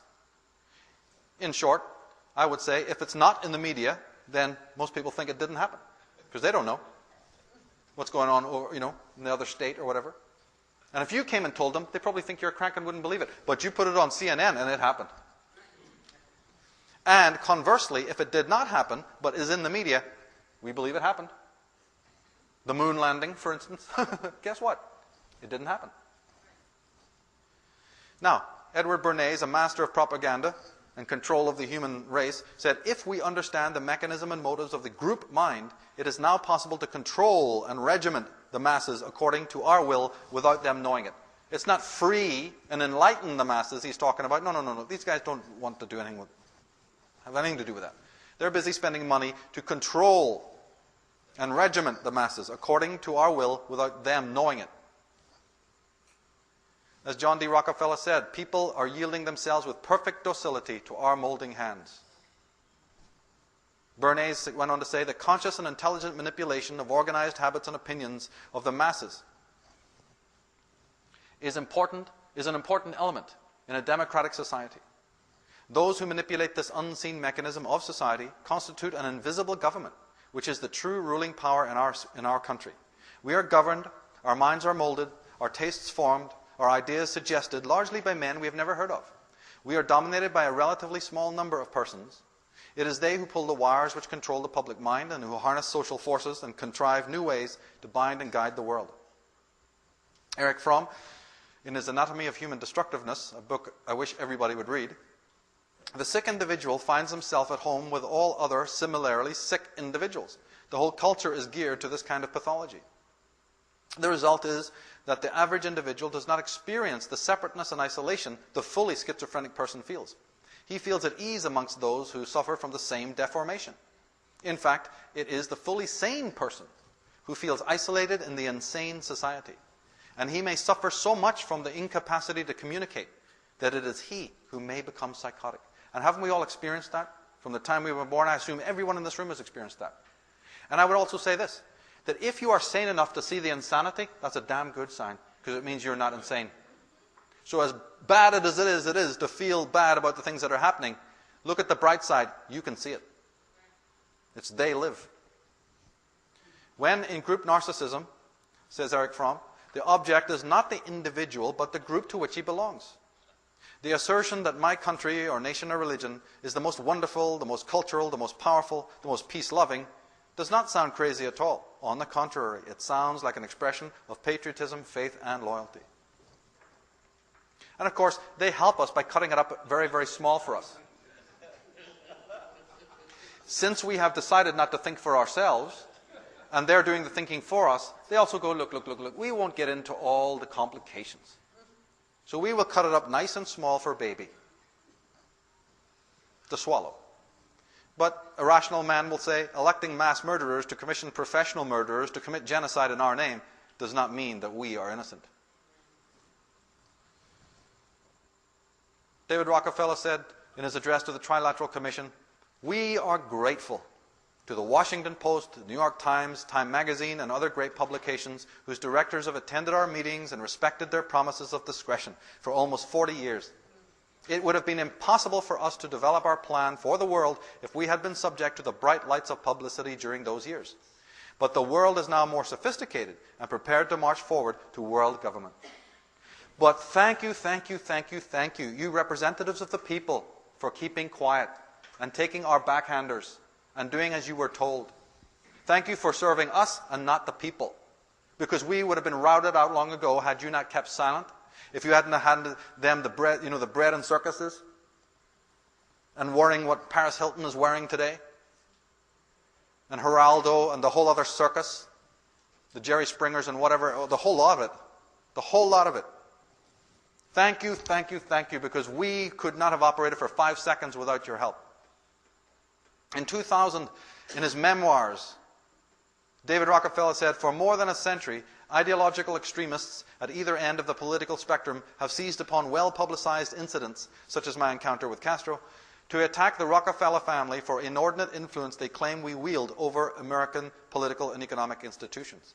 Some even believe that we are part of a secret cabal working against the best interest of the United States, characterizing my family and me as internationalists, and of conspiring with others around the world to build a more integrated global political and economic structure, one world, if you will.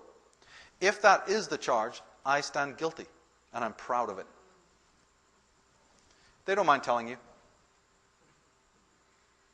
You see, this country has never been a democracy. It's always been an aristocracy. And they just don't wear robes and ride down the middle of the street with silk slippers on and a big crown. Because if they did, we were sick of it, you see. When America got started, people knew all that. They thought they were getting away from that. So they kept quiet for about 100 years. Now they're just letting you know. Now they're just saying, okay, we're all through being quiet. Of course, anybody with a brain cell knew that it was an oligarchy, a plutocracy. But most of the people thought, no, it's a democracy. Now they're just telling you, no, it's not. We are royal blood, and we're going to treat you with a contemptuous way. Because you don't tell us what to do. We tell you how it is. And as Jung himself said, one of the greatest intellects that ever graced this planet, Carl Gustav Jung said, the larger a society or confederacy, the greater the amalgamation of collective, remember, as opposed to independence, collective factors which is typical of every large organization. The more aggravated the moral and spiritual degeneration of the individual. It's very simple.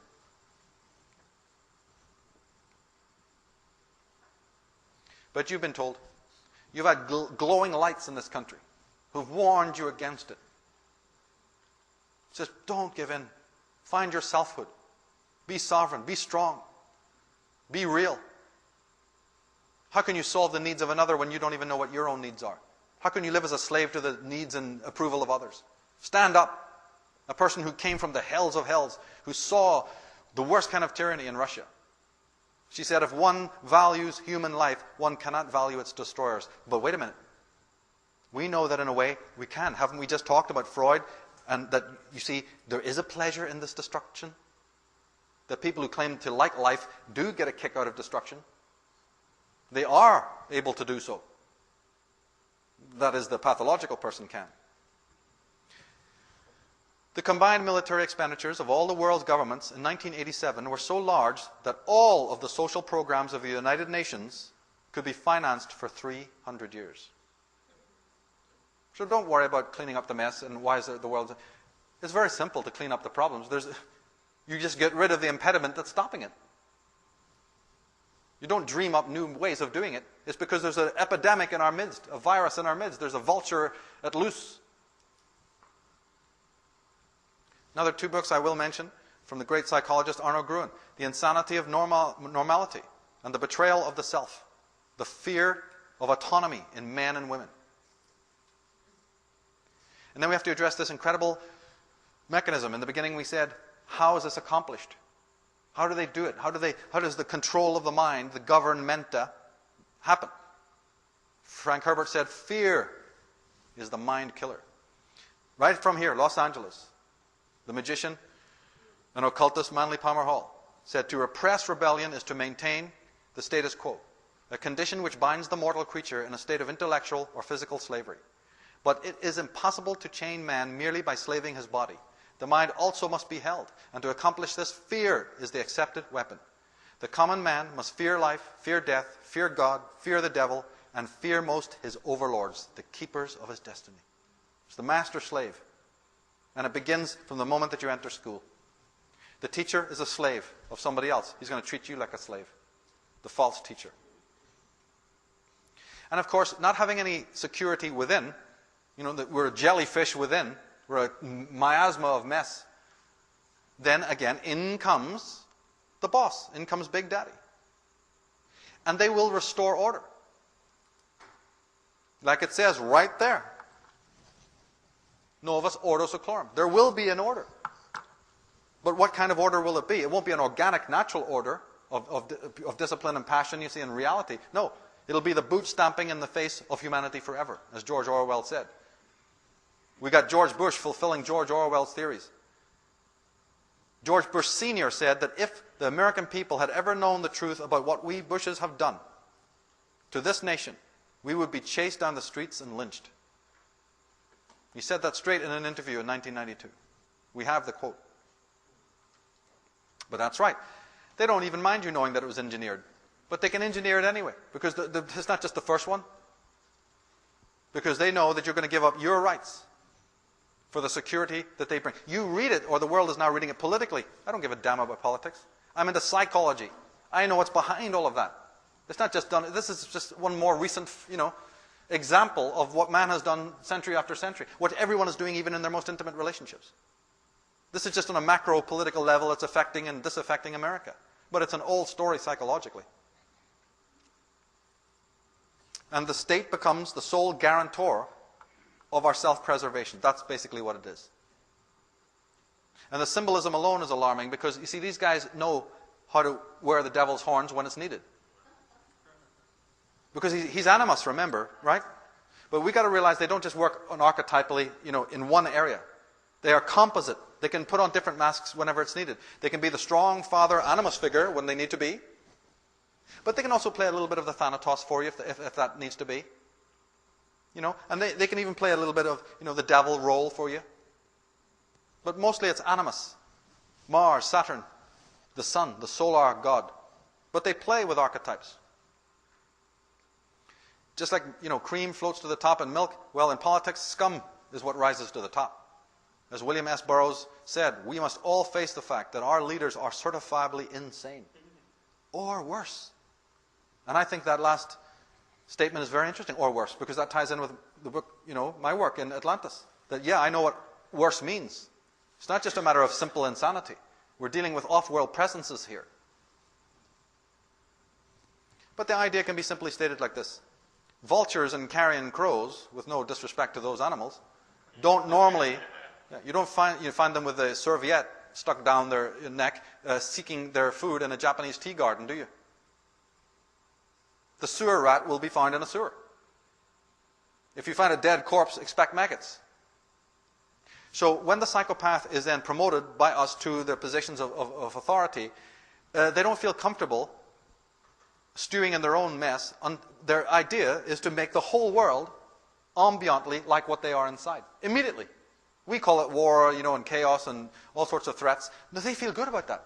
Just like you feel good in a beautiful, harmonious place. You've got to realize that these people feel irritated in that kind of situation. They're psychically deranged.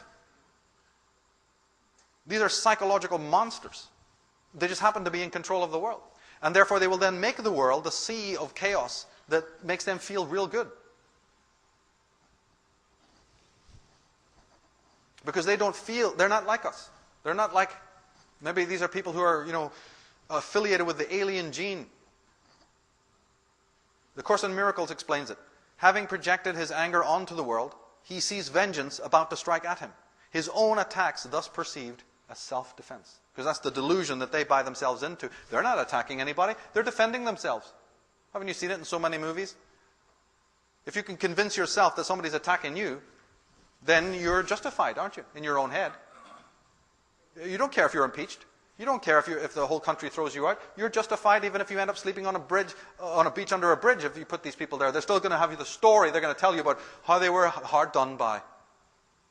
Well, don't we all do the same thing? When we're working for the system and the corporation, when we're given the executive badge, it's a wonderful company. As soon as they give us the sack, then we sit at the bar telling all our mates how horrible it was and how they mistreated us.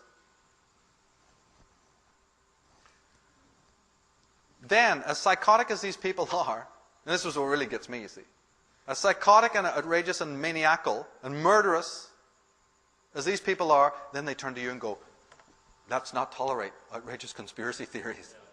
Like, these are paragons of reason. These are the saintly ones who are going to tell you, don't think. Don't step back from the canvas and use your own reason. For goodness sake, we don't tolerate any of that. You believe what we tell you. Never forget, your slave, me master.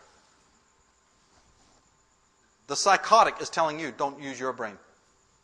How psychotic are you when then you do take that advice?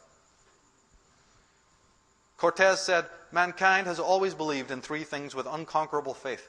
That the effusion of blood is necessary. That there is a manner of shedding blood which is purifying, very important. And another mode which is condemnatory. History clearly attests these truths. It presents to us the narrative of cruel acts of bloody conquests, until the earth appears to us like an immense sea of blood, which neither the piercing breath of the winds can dry up, nor the scorching rays of the sun can absorb. There are such people in the world. So they want to create the schizogenic society, because they are schizophrenic. And the society that they mold and create, we live in, is of their temperament. They're like the fish that can choose, you see, the saline type of water that it's in. 2 million telephone conversations a year are now intercepted by law enforcement. It used to be called peacekeepers. Where's that word gone? Now it's law enforcement, buddy. Between 1990 and 1996, the number of workers under electronic surveillance increased from 8 million to 30 million. Simultaneously, employees eavesdropped on an estimated 400 million telephone conversations a year without government telling you to do it. They just started to do it on their own. Something like 750 calls a minute. That's right. And of course, it's the paranoid society. This way. We're always a fear of something. The warnings on the daily news. It's credit card fraud. It's sexually transmitted diseases. No, it's online safety for our kids. They're being seduced. And yet, even though there's a nationwide federal database for lost knives and forks, there isn't one for abducted children. Maybe we need to find out why. No, it's internet spying. It's genetic implants. It's illegal searches. No, it's insecure borders or terror attacks. And some of these may, in fact, be semi-legitimate. But taken together, they have an effect. They're like a poison. No, it's the greenhouse effect. It's melting bloody icebergs. It's war and rumors of wars. And now it's bird flu and whatever is going to come next. I mean, forever. This designer chaos is manufactured. It is the great and endless burlesque, funded from London and Vatican City, courtesy of the Queen. Except their little burlesque and stage play is in real time. It's a snuff film that's global. And they're sitting there loving it, just loving it. When on the news you see all that horror, because they know what it's doing. It's designed to chip away and erode at one's inner security. Because they knew if they came to you openly, to get what they wanted, you wouldn't vote them in. And even if they operate too openly, you wouldn't allow it. But if they can create a steady diet to make you so pathologically afraid, and it's easy to do, we are limbic creatures after all, then we will just fall apart, and we'll be leaking all this negative emotion, and negative fear, and paranoia. And then we'll go, yes, Lucifer, come in and help us. as Albert Pike said would happen. Come in and tuck us up in bed.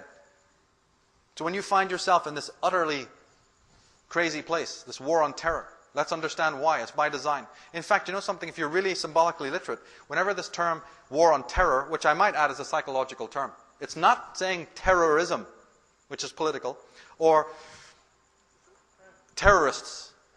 It says war on terror.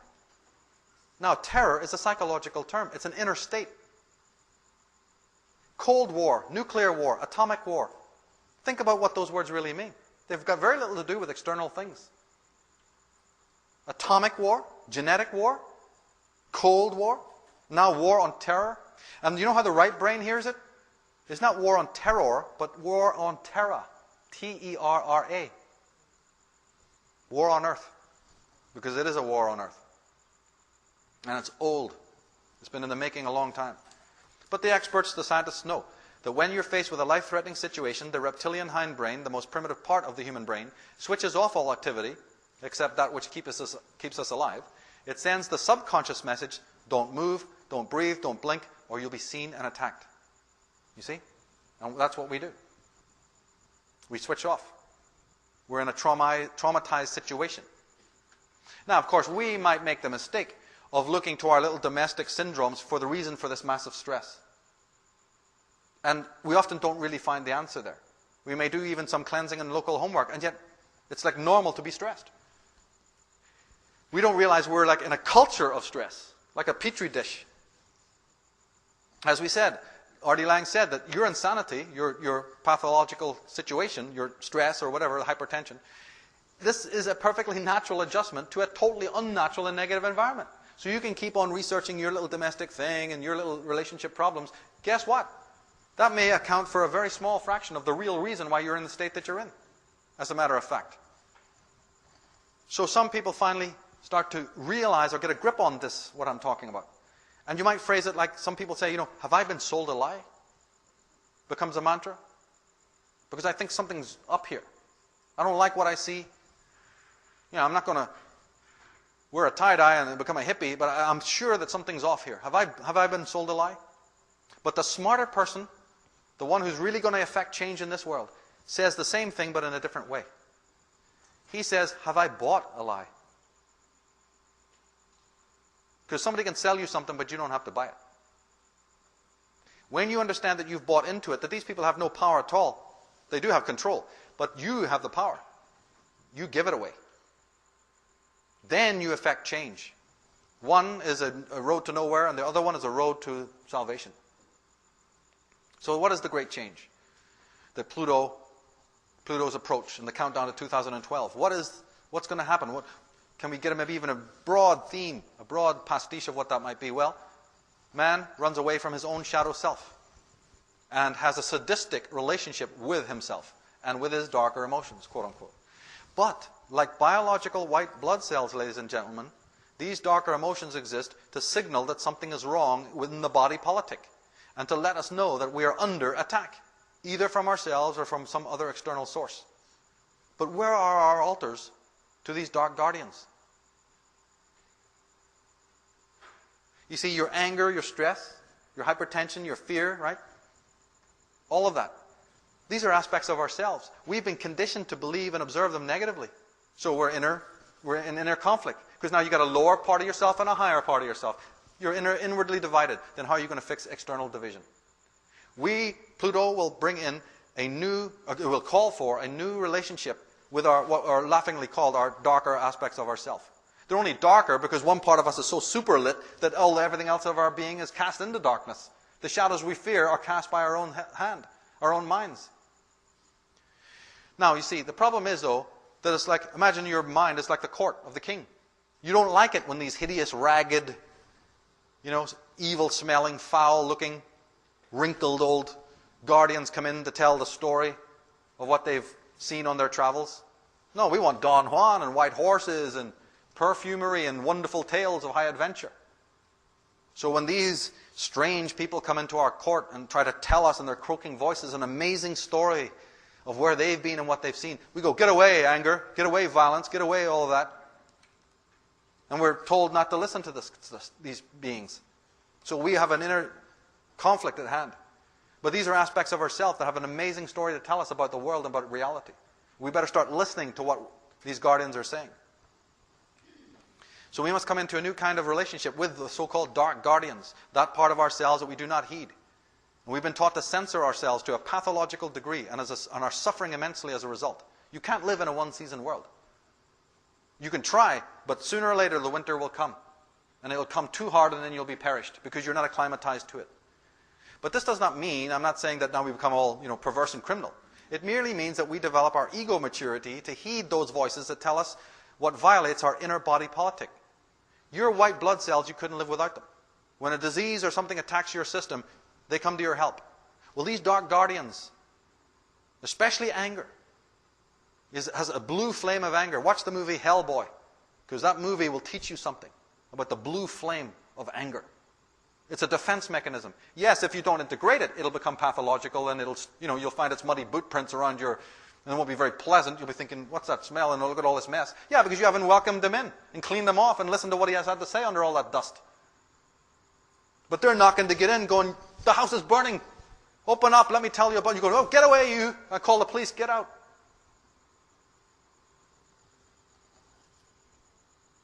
The state that is achieved when we cease being sadistic and punitive with ourselves, when we desist seeking the approval of others, when we free ourselves and others from the tyranny of our dependency. There are also factors involved here in the listening to these incredible parts of us. I'll just say, as controversial as it is, and the psychologists actually should have taught you this a long time ago. And the New Age movement, that's defunct in my opinion as well. Because they have not said what I'm going to say now. And that is, you can get out of your mind any idea that anger and hate and violence have ever caused any problems on this earth. Except when they, as I said, become pathological. But actually, we better wake up and realize that not hate, not anger, not violence has ever caused any of the problems that are on this earth at all. And anyone who believes that has got a very, very limited understanding of the world that they're living in. The problems are caused in this world, ladies and gentlemen, not by those things, but by false love. Now, of course, we don't even have that. Deal with your dark content. We barely have the time to do the laundry. We barely have time to catch some sleep or take care of our kids, which is by design. That's stress again. In fact, the 4 best-selling drugs in the nation today are for stress-related health problems: ulcer medications, hypertension treatments, tranquilizers and sleeping pills, and antidepressants. As a nation, we spend an astonishing $650 million per year on sleeping pills alone. 4 million Americans abuse prescription drugs and are addicted to tranquilizers, stimulants, and painkillers. When I first visited this country, I knew something was wrong because when you turn on commercial television, I'm watching advertisements for the most contaminated foodstuffs that you could possibly imagine, and the next commercial is about the medical, getting something to fix it. Some poison. I went, what is wrong with this picture? It's okay to vaccinate yourself and eat contaminated foods that a dog wouldn't eat. Because why? Well, we got a doctor that's going to fix it. Now, many of us sense that something is missing from our lives, and that in our hectic existence, focused on getting pleasure and spending, on having more and achieving more, all these acquisitive drives, we've come to neglect our emotional well-being. Now, Pluto comes in to change that. Pluto is not about acquisition or some kind of attainment in the masculine or yang way that we're so used to. Now, Freud said something very interesting about the ego also. It has to do with our parents. He said that the ego contains or embodies the permissive and prohibitive nature of our parents. And this happens even if you only have a one-parent family. The parent allows you to do certain things and then prohibits you from doing something else. This action on your life creates your conscience because you embody it. And then you know what is right and what is wrong. It's called conscience. It's a word invented by Freud. He called it also the ego ideal or the superego.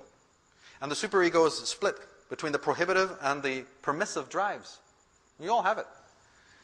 Now, the ego can over-identify with either complex, right? The rebel, as we saw, the hippie, is identifying with the permissive aspects of his consciousness. Nothing wrong with that.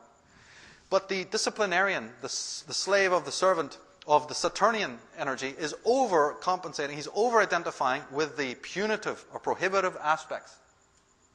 Now, isn't it interesting that if you take it down a notch and come to the political manifestation of what I've just said, you find it that politicians use this Freudian schemata. And we call it conservatism and liberalism. Again, a faux opposition created for you. But it's necrotic and biotic. It's Thanatos and Eros played out in the political milieu. Now, one of the other problems why what I'm talking about is often not, dawned on a lot of people is because, you see, cruelty to others is, in fact, well documented, obviously, right? The Hunt for Serial Killers, all the movies about it, the Quest for Justice, all the programs. And, of course, in physical cruelty, when somebody's beating somebody up or murdering, you can call physical police and you can go to court and you can get physical, in-your-face justice about it. But when it's cruelty to the self, who's going to notice? When it's sadism to the self. But my God, cruelty to the self? If you identify with the Father and the prohibitive aspects overly, then you are a walking criminal to yourself. And I am myself personally, you see, not concerned very much with the utter form of crime. I think it's interesting to study. The study will go on, and it's been recognized. We all recognize it. I am infinitely more interested in the unseen form of cruelty that each person does to their own selves, and that must be studied. If you've embodied it because your parents have been rotten, that's probably where it might originate. And they learned it from their parents and so on. But it must stop. For instance, the mystical, remember we were talking about the healthy yogas of the ancient world where they were trying to, condition out the alien gene. Now today when you feel you're not still enough, you don't have any peace, they even sell you that. So now you're thinking some guru on a bed of nails somewhere, some exploiter, another predator, is going to teach you what you need to do because you don't feel that you can control your mind or you'll be still enough. You know all that kind of yoga? It's nothing more than sadism to the self. It's another, I'm not good enough, need to get to God, tell me what to do. And I impose another authority on me. I impose another system or technique. Perhaps one could say that the only healthy form of yoga is the Hatha yoga, which is just physical exercises to keep the body kind of healthy. Okay, I can accept that one. But see, most of the other ones, it's nothing but the same old sadism we've been talking about under another name. And this sadism and necrophilia, the true meaning of the word necrophilia is connected to sadism. It's love of death. It's the Thanatos. So when you're not integrating your shadow and you're buying into all this lie that we've been describing, you are basically a lover of the dead. You gain, just like when you peel a scab, you have that sort of morbid, pleasure from peeling a scab. Magnify that many, many, many times. Now there's healthy aspects of that as well. When you see the bully in the school who's pulling the pigtails of the little girl, but the teacher's been observing and then comes and gives him a whack, you get a sort of a perverse pleasure out of that, don't you? So we all have it, but in the psychotic people it's very, very enlarged. That whole feeling that they get a deep and abiding pleasure because they have murdered their own selfhood. The person who has murdered their own femininity or masculinity or who have murdered their own selfhood, well, how do you think they're going to operate outside? How do you think they're going to relate to everyone else? They may have the persona so that they appear to be normal, but the person who has murdered themselves in their life cannot be expected to exist rationally. As I said, if the ego is the ghost that has arisen from the grave of the self, then expect it to act in ghoulish ways. If you leave rotten meat out, expect maggots. Don't blame the maggots. So if you see a body politic, you see, that is rotten in this way, that's why. Because the ego is ruling and the self is dead. The executives are out on holiday. So the office manager has become the king. He's a maniac. He's running around telling everybody what to do. Yes, he opens and locks the doors. He washes the floor. He's very official and he gets a lot of things done. So in fact, technically speaking, the corporation is standing. But it's a very punitive place and you don't want to work there. He's trying to save on light bills. He's bossing everybody around. So the executives have not come in. Spirit is not there. Selfhood is not there. Selfhood has been murdered. And in its place we have something else. And from that we get masochism. Masochism is nothing but sadism to the self. It's just a fancy word for sadism towards oneself. And out of that comes horrors. Your narcissism, your obesity, your bulimia, the body piercing, the drug addiction, the alcoholism. All of this is coming out of a deep and intense violence towards oneself that must end if there's ever to be change in the world. And you must develop the science of observing it, not in others, but in yourself. How do you censor yourself? From that comes the sadism that we're familiar with. The war, the rape, the murder, the misogyny, the megadeath. All of that is a mere external version of something inside. And then it extends even from that point out to nature and to animals. But it's all rooted inside oneself. And what's the cocktail? Obesity, anorexia, insomnia, hypertension, obsession with appearance. My God, you don't have to turn on the television. Obsession with appearance and cosmetic appearance. And then the fitness mania, which is nothing more than another form of sadism, hard-bodied, as Wilhelm Reich would have easily shown us. And do you notice the mechanicalistic, monotonous repetition of the way that they even present exercise? It's not done in a very yin or organic way. Even the exercise machines that they show you are demonic. And the message that they're sending you about what you think health is meant to be. Routine, mechanical, movements of the body, totally anti-organic and anti-feminine. And there's so many of those. Why? Because they're selling you a message. And the depression and the ADD and the delinquency and the addiction. And look what's buried in the middle of all of that. The chronic dependency, the key. You can't be anything unless somebody else has given you approval.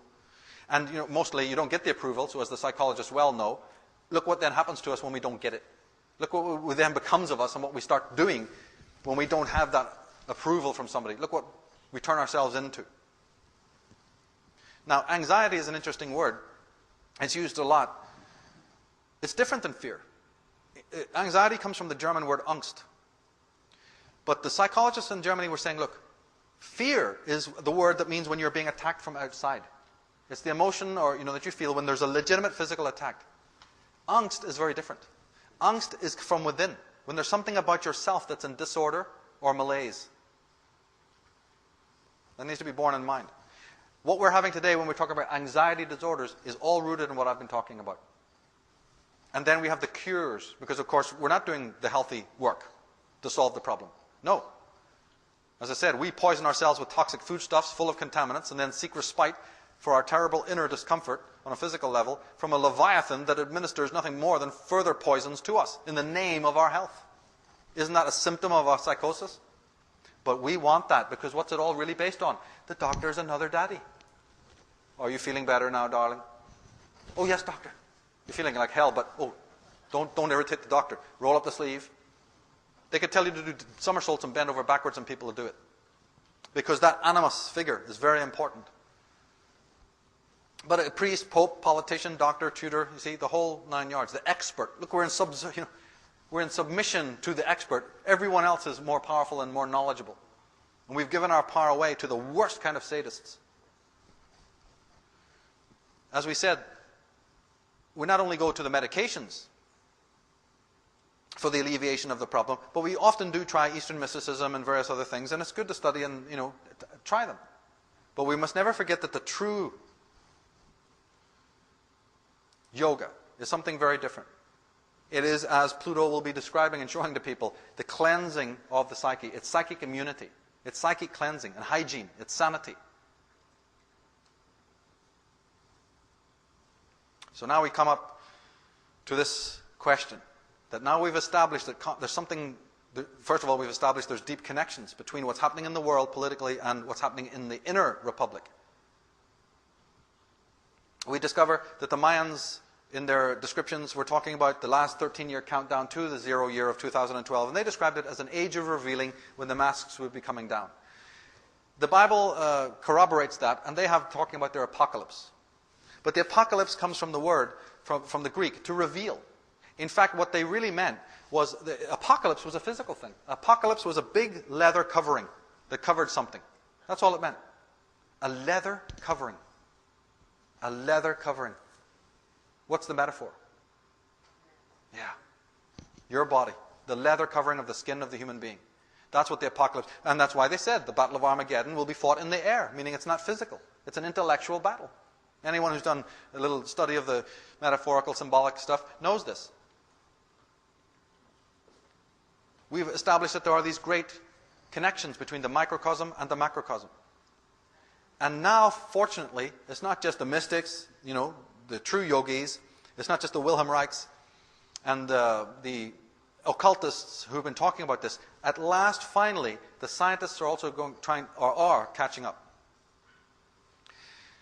Dr. George W. Cryle of the Cleveland Laboratories announced that he had discovered at the heart of every living organism a tiny nucleus of energy all aglow, with temperatures ranging from 3,000 to 6,000 degrees of heat, which he called radiogens or hot points, precisely akin to the radiant energy of solar matter. Look at that, precisely akin to the radiant energy of solar matter. He affirmed that a tiny particle of the sun's power and radiance was lodged within the heart of every organic unit. If a mystic had said it, they go, he's crazy, he's on something. But a scientist is now saying it. Deepak Chopra addresses it. Photons, which is the highest form of physical light, come out of nowhere. They cannot be stored, they can barely be pinned down in time. And they have no home in space whatsoever. That is, light occupies no volume and has no mass. The similarity between a thought and a photon is very deep. Both are born in the region beyond space and time where nature controls all processes in that void which is full of creative intelligence. Well, in the early 1980s, thanks to the development of a sophisticated measurement device, a team of scientists demonstrated that the cells of all living beings emit photons of a rate up to approximately 100 units per second per square centimeter of surface area. They also showed that DNA was the source of the photon emission. The Mayan calendar, says Stephen Hanauer, is the only calendar known to be based on galactic cycles. The Mayans claimed that they created this calendar in order to monitor the light coming from the center of the galaxy and how it affected our DNA. We now know, through the work of Fritz Popp, that DNA not only absorbs light, but also emits light. DNA also appears to be the bridge between our physical and etheric bodies. Modern science now realizes that our DNA directly reflects our consciousness, making it possible for us to willfully change our DNA. Now that's magic, and that's true religion. Of course, the slave wants nothing to do with that. He's given away his power to others who do the thinking for him. Consciousness changed my DNA? You mean disease is changeable by consciousness? I don't want to believe that. It's external, it's a bug, it's a virus that's outside of me. I don't want to have anything to do with consciousness. I don't want to think.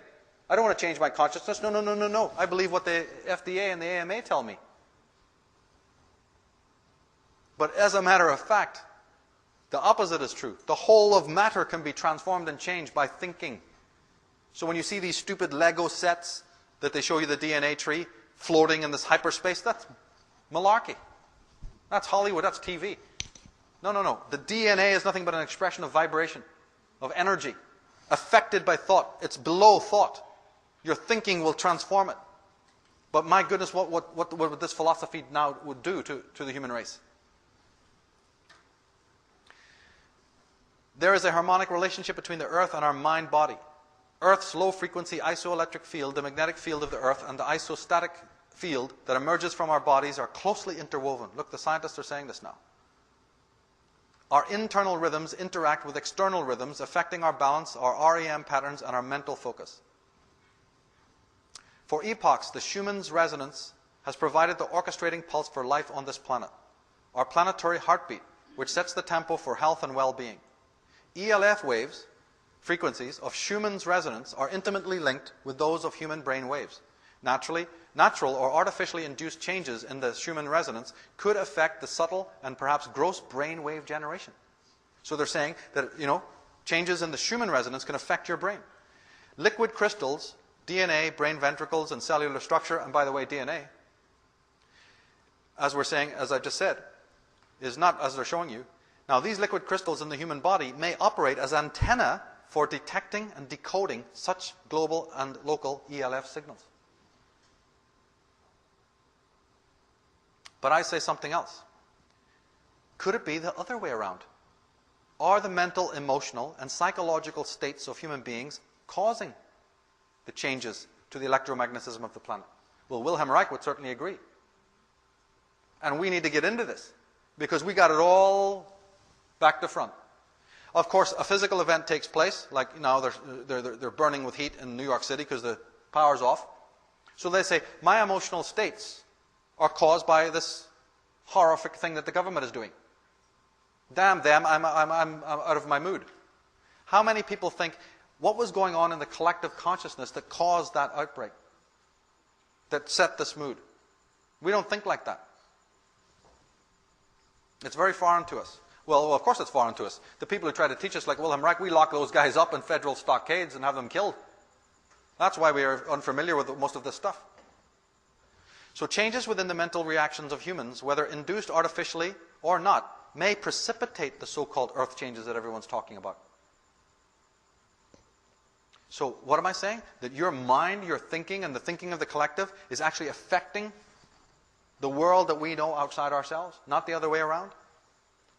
Well, the collapse of the Earth's magnetic field, which both guards the planet and guides many of its creatures, appears to have started in earnest about 150 years ago, the New York Times is planning to report. Science reporter Bill Broad has filed a report which explores how the Earth's field strength, the field strength, has waned 10% to 15% so far, and this deterioration has accelerated of late, increasing debate over whether it portends a reversal of the lines of magnetic force that normally envelop the Earth. So something bizarre is off. And of course the scientists will always be looking for external causes. Broad goes on to claim a reversal could knock out power grids, hurt astronauts and satellites, widen atmospheric ozone holes, send polar auroras flashing to the equator, and confuse birds, fish, and migratory animals that rely upon the steadiness of the magnetic fields as a navigation aid. Remember all those beached whales and beached porpoises? They're happening all over the world. It's almost pandemic. Nature's telling us something. And then there is this other concept that ties into this. The Earth grid problem. The Earth grid, there's a dodecahedron of energy lines around the Earth. They're often called the dragon paths or the ley lines, axiational lines, but they're more correctly called synchronic lines. And the establishment big boys know about them. But just like a human body has capillaries, veins, and arteries, so does the Earth. And they're living. Gaia's body is living. And like most systems, there's a reciprocal relationship at work. And that grid is very much connected to unconsciousness.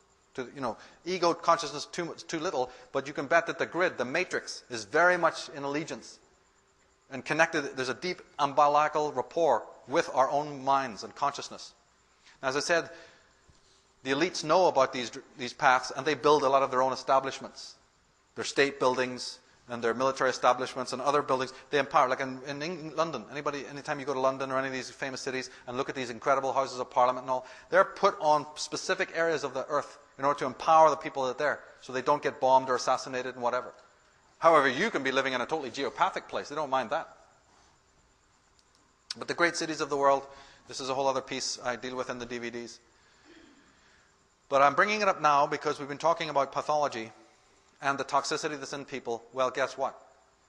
It's going to increase because there's something we have to know about the Earth grid. The Earth grid is also partly a flushing system for human toxicity.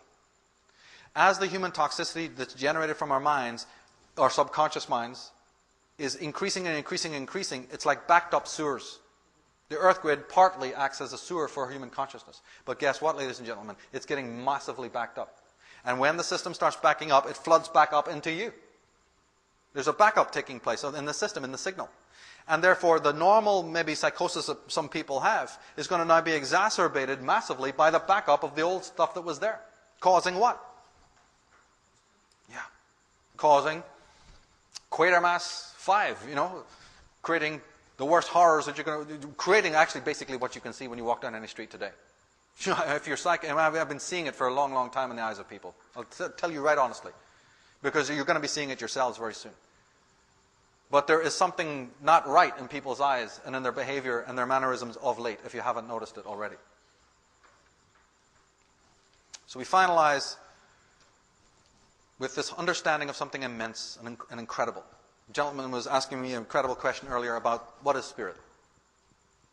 Talk about ego, talk about the complexes, talk about the tripartite division of the human mind based on Freud and so on, and religion and its abuse. But what is really spirit? And what is the Holy Spirit that they've put before us? And I in my work always connect this with Shiva and with Pluto and with the material we've been talking about.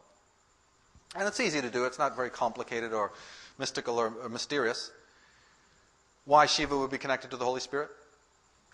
Because Shiva is the third part of the Trimurti, or the Hindu Trinity. Brahma, Vishnu, Shiva. Brahma the creator, Vishnu the sustainer, and Shiva the destroyer. Remember, we're talking about civilizations that are born, they rise to their peak, and then they decay. But in the Christian Trinity, which is borrowed from all of these Oriental peoples, by the way, Father, Son, Holy Spirit. Ergo, Shiva, is equated with whatever the Holy Spirit is. It is connected to whatever Shiva is. Period. But Shiva is one of the oldest gods known to man. In fact, when the anthropologists were going around the world looking for the oldest people, and that's both Celtic, the Irish is the oldest civilization on the planet, but even when they went to India and to the depths of the Dravidian people and said, hey, you guys believe in God? They go, yeah, we believe in God. And the anthropologists asked to see images of God. So have you got any iconographs of God? And whenever anything was brought out, it was always a god with horns on its head, sitting in an asana. That's a yoga pose. With horns on its head, surrounded by forest animals. And they said, Shiva, Shiva, Shiva. Shiva was the father of humanity.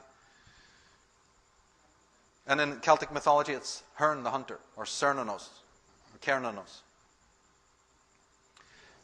But here is the great revelation. In this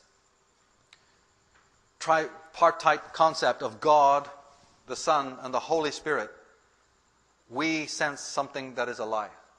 And that's something, the time has come for the revelation of what that lie is about. God, we have pretty much a clear understanding of what that is. Jesus, the Christ, or the Son, or the Solar King, or the agent, the minister, the comforter, the presence that's sort of humanoid. We kind of got to fix on that.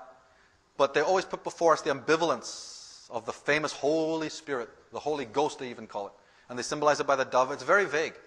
Some traditions connect it with Sophia, with Mother Mary. But again, very vague. They want to scale back the whole feminine concept totally.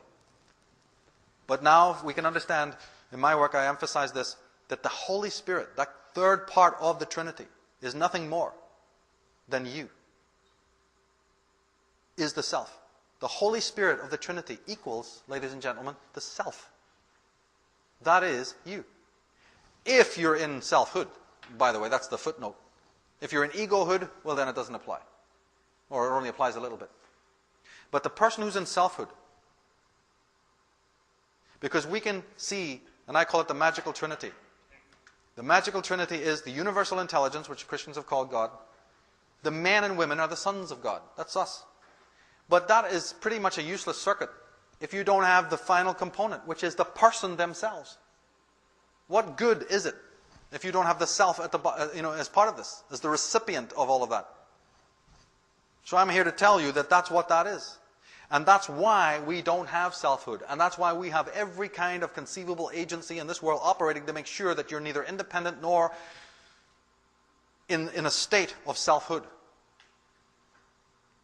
Now look again at these books that were cast out of the Bible. Why that might have happened. Because in the Gospel of Thomas, the teacher, Jesus, is saying, he who blasphemes against the Father, and this is known to Christians, but he says, he who blasphemes against the Father will be forgiven, and he who blasphemes against the Son will also be forgiven. But he who blasphemes against the Holy Spirit will not be forgiven, either on earth or in heaven. This is a well-known statement to Christians. And then they're shivering in fear, going, okay, it's a sin. It's a certain kind of sin. If I sin, I'll be forgiven by God, and I'll be forgiven by the Son of God, Jesus. But what the hell is this Holy Spirit bit? And they leave you hanging. Well, it's nothing more than sinning against yourself in exactly the ways that I've been describing. A violation to the Holy Spirit, how can it be forgiven by any other agency when you're doing it to your own selfhood? There is no greater crime. Because you're out of touch with God. If you have no selfhood, forget even being in touch with God. And the Son, forget it. These are just expressions of something. You have to be a self, don't you, to even have a relationship with anything. If you're an ego, you're a fractured being, like I've been describing. The ghost is nothing more than the ego is nothing more than the ghost that has arisen from the grave of the self. But it's been there before us all along. Origen, the church fathers even used to say it in the 3rd century AD. You yourself are even another little world and have within you the sun, the moon, and also the stars. In Corinthians it says, you are the temple of God, for the temple of God is holy, which temple you are. Acts in the New Testament, the Most High dwells not in temples made with hands. And from the Gospel of Thomas, Oh, sorry, from John. The words of Jesus himself. The works I do, you can do, and greater. What, the teacher is telling you, hey, what I do is pretty cool, huh? You can beat it. You can do even more than that. How come we weren't taught this in Sunday school? How come our parents are not telling us that we're Christ's walking on the earth? Gospel of Thomas. This is heavy, so profound. This is religion. When you know yourselves, and then you will be known. And you will know that you are the sons of the living Father. But if you do not know yourselves, then you are in poverty, and you are poverty. Did not the Vedics say self-realization is required before God-realization? Did not the motto at the Oracle at Delphi said, know thyself? Every agency that exists in this world that is evil stands against that knowledge of the self, and stands against the agency of the Holy Spirit. But let me tell you that it's not just some astrological anecdote from some fringe astrological pundit when we know that the planet Pluto is coming towards galactic center, because as I've been describing, that is the representative of the Holy Spirit actually coming into this planet. Oh, it's on its way. Not perhaps as a Christian would understand it, granted. But I don't care about that. It is a fact. And this Pluto is connected to the spirit of rebellion, to Aquarius and to Uranus. But it is also something much more than that. It is literally the Holy Spirit that they've been talking about, entering into the world and into the hearts and minds of men. They've been telling us for a long, long time. Now the Spirit was the original, the Self was the original Holy Spirit. The return to self means the end of dependency of all kinds. Now that you know this, you can see that the selfless person, or the ego-based person, is in big trouble. Because Pluto, as Robert Hahn said, isn't particularly subtle. When it comes in to check the pulse and the immunity, you better be on the ball, because it's likely to go dissolution. Shiva is the god of dissolvement. Now the marriage with oneself is always and necessarily followed by a reciprocal divorce from all that is not the self. This is very important. In the mystical tradition, in astrology, and particularly alchemy, and in many New Age books, you'll always hear them rattle on about the famous chemical wedding. And it's all beautiful poesy is written, and wonderful anecdotes about this mysterious chemical wedding. Anyone who's a real occultist or magician or teacher will tell you that actually, before you can ever even approach this strange nucleated state, or join the feminine and the masculine together, and the higher man and the lower man, before you can come to that state, you must first participate in a chemical divorce. See, it's the opposite of what we have on life. First we marry, then we divorce. Mystically, it's a reverse. Divorce from what? From all that is wrong, all that is false, all that is corrupt. Until you end in your life all the things that are not true, you can forget about any type of enlightenment. This is a catabolic action, and Pluto is going to be the teacher of that. It's not going to be an acquisitive I want. Like the rich man says he wants a Mercedes, the spiritual man says I want God. But it's all born out of the same need and feeling of emptiness. No, it's not going to come that way. This is a yin action, not a yang action. You don't get it in the same way that you acquire. It's not a product of the acquisitive, egoistic mind that wants the whole world to fill its emptiness. Now, of course, this return to selfhood and the division, right, the divorce from all that is false, is very painful and traumatic to the ego of man, because the ego is well happy with all of that. The ego has made its home here, and now you're telling it to burn down its shack. He goes, look, I just built this thing.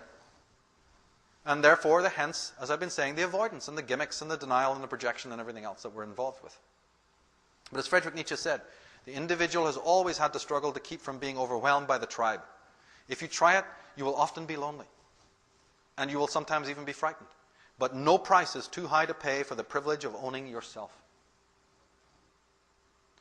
The magician from the 19th century, Aleister Crowley, he puts it this way, talking in incredible language.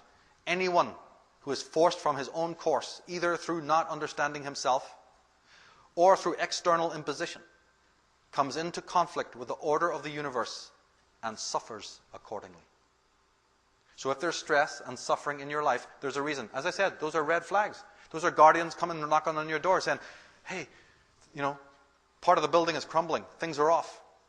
Your suffering is your guide. your fear, your tension, your nightmares. You can't drug it out of existence. You can't medicate it. Well, you can, but it's, that's destruction. That's annihilation, is what you're basically doing. And more so, you're producing leviathans who prey upon you by doing that. When you accept that you can do something about it, and you see this, whenever suffering or anger or pain enters into your life, you listen to it. You let it wash over you. In the movie Dune, they talk about this from the books of Frank Herbert. There's many other movies and other art forms that talk about this, that explain this concept that I'm talking about. And once upon a time, it was the teachings of all yoga and magic and religion. This is what I'm talking about. Where you say, then teach me. I won't try to escape from you. You keep pestering me. I'm not going to run away from you anymore. Tell me why you're here. And slowly, if you're silent enough, forget about third eyes, develop a third ear. And listen very calmly and quietly and still to your angst and pain and suffering and sorrow. Don't medicate it out of existence or try to silence it, because it's got an amazing story to tell you. And you see, the God force in this universe is not going to turn its volume up to be heard. You have to turn your racket down.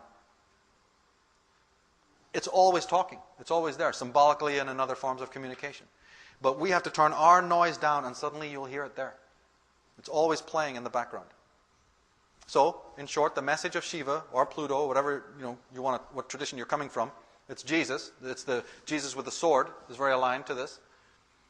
Other cultures have Durga, Kali. The message of this Holy Spirit is personal exorcism.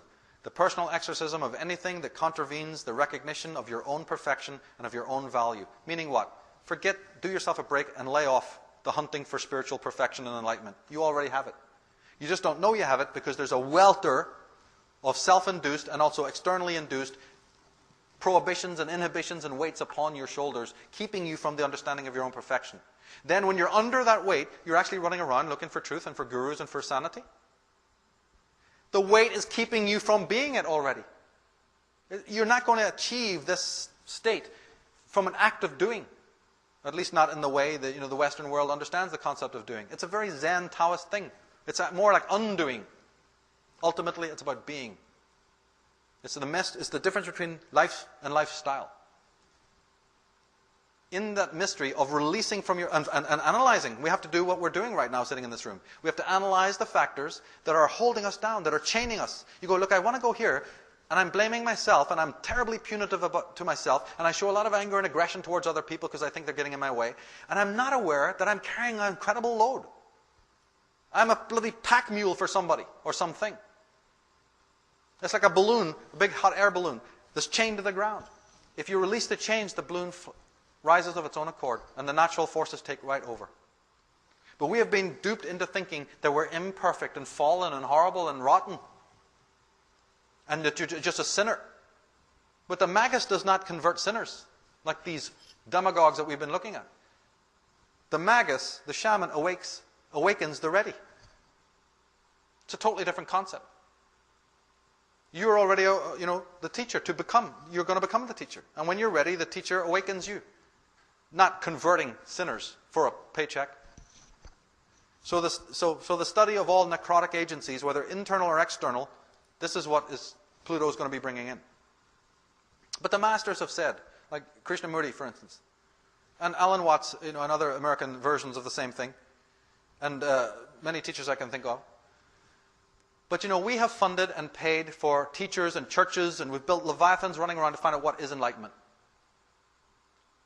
We've bought into every kind of nonsense to find out what is God, what is tradition, what is enlightenment. And do you know something? It might boil down to something very simple. It might boil down to simply the process of independence, as against the collectivism. It might be freeing others from the slavery to your emptiness and need. I need you, I'm empty, I need you, you're empty, you need me. And call that love, and call that relationship. When you free another from that kind of soft tyranny, maybe that is a path to enlightenment. Maybe when you're in a relationship and you say, we are in a relationship together as two individuals, and when you look like you're becoming dependent, I don't back it up. I step back. And if you fall, you fall. but I will not become your prop so that you can live in absence of selfhood, because then I'm contravening the Holy Spirit. And when you see me doing it, you likewise warn me. And when we do that, we have a healthy relationship. So we're each other's mirror, but we're also each other's teacher. And perhaps it's also this, that when you are no longer emotionally affected, and I mean negatively or positively, by what any other person does, says, or thinks about you. So give it some thought, because it might be very, very simple. But of course, we don't want to do that. And now we can barely clean up the mess we've made. Mankind's self-alienation has reached such a degree that it can experience its own destruction as an aesthetic pleasure of the first order, says Jerry Mander. Meaning the next big high for the human race that's so sullied now, you see, is that the Big Bang, the annihilation of our own being, corruption, going over the edge, might be the big thrill that's to come. You know, there's an English writer called Douglas Adams who wrote the book A Hitchhiker's Guide to the Galaxy. Well, in the third book in that series, called The Restaurant at the End of the Universe, that's exactly what the characters do. They pay millions of dollars to go forward in time, in a time machine, to sit in a place called the restaurant at the end of the universe, where they toast the second bang that destroys the cosmos. And they all cheer, you know, and wait for this big thrill. You become so desensitized. But one cannot think of the ending of an old age and the beginning of a new one without understanding of a time of cleansing, as we've been saying. And at this time, says the Manichaean Psalms of Thomas, another book left out of the Bible, in there the Christ says that I will uproot the darkness and cast it out and plant the light in its place. I will uproot the evil and cast it out and plant good in its place. The world shall be full of glory, the earth shall be without suspicion. The whole world will contain the righteous, right? The righteous is the one who is in selfhood, who's been doing his homework. They of the earth shall dwell in peace, right? He's saying those who are earthed will live in peace, not those who are dreaming about Flash Gordons and other nonsense and religious bogeymen in the sky. There being no more rebel, see, no more rebel, because rebellion is only one side of the coin. So no more rebel. Nobody living in contradistinction to the natural order from henceforth. No name of sin, see? No cruelty to the self. Sin is nothing more than cruelty to others and cruelty to yourself. No name of sin shall be uttered again. The rich ones of light shall rejoice on every side without any grief. That which the living ones took was saved. They will return again to that which was their own. Look at the word enlightenment. And just think for a moment how you've been trained to think of that word. You think of the word light in terms of what? Luminescence. But is there not another permutation of that word light? Think in terms of weight instead of luminescence. An amazing secret will come to you. What is enlightenment? Stop thinking of it in terms of light, because then you have an opposing of darkness. Think in terms of lightness. Yeah. Think in terms of the fool with his feather. The eagle crosses the sky. It doesn't even leave a trail to tell you it was there. The clouds exist without consciousness. They don't wind themselves up in the morning and go, oh God, got to get up and pass the heavens for these monks. They look beautiful. But they're there, aren't they? But are they doing anything? They're not a verb. We enslave others to our needs. Bruce Lee said something. He said that each moment that passes changes you. You cannot even own yourself. How can you ever hope to own anyone or anything else? You're passing through. You're in this moment. You must be in the now as a selfhood, because there is going to be this change coming. I think of a movie. I think of Werner Herzog, who I think, because I think very visually, and I cannot think in my mind actually, of a more beautiful rendition of this decay and entropy of civilization that I'm talking about. In the movie Nosferatu the Vampire, he shows this amazing scene set to the music of Richard Wagner, where the camera pans down onto an incredible street, civic square in Holland, where all the people are just insane. And they're all dancing and just, you know, it's the end of the world. And through this incredible scene of just insanity is Lucy. Lucy is the light. And she's the only sane one. And she's walking through them all saying, but I know the reason for all this. I know I can teach you the reason for all of this. And nobody's listening. The sane person amongst the insane. The light amongst the unlight. Now, we've been talking a little bit as a theme all the way through this about the end of history. That 2012 is a sort of 0 year, you know, and there might be nothing beyond it. And there's another interesting thing that I want to bring to your attention, that the elites that might tie into all of this. We've been talking about some mystical stuff, but there's another more sinister understanding about what it might mean, why the remote viewers and other clairvoyants cannot see past the year 2012. Werner Vinge says that we are on the edge of a change comparable to the rise of human life on Earth. Within 30 years, we will have the technological means to create superhuman intelligence. Shortly after that, the human era will end. So he's talking about the replacement of the human being. Steve Quayle, in his book Genetic Armageddon, says that a terrifying future thunders toward mankind, an impending fate embodied by monstrous, blasphemous combinations of human and animal genetic materials, of man-machine cyborgs, and of beings not only with increased capacities and extended lifespan, but also with re-engineered morality void of compassion. So the emotionless person. You know, we have problems with our emotions, sure. But they're talking about no emotion. The future is so abhorrent as to almost defy the imagination. These new beings and the transhumanists looking forward to their arrival will not be benevolent. Just the opposite. Because the goal of those creating these beings will that they will be replaced, they'll be meant for a replacement of human beings. And that the new race will be post-humans. Now the word post-human sounds innocuous enough until one realizes that post means after. Well, they've been trying it for decades. They wanted to get rid of us long ago as the human species. But you see, we are needed for ritualistic purposes. And if they just replaced us with mechanical cyborgs long ago to serve them, then they wouldn't have had the blood. There's a whole ritualistic tie-in as to why we're kept alive.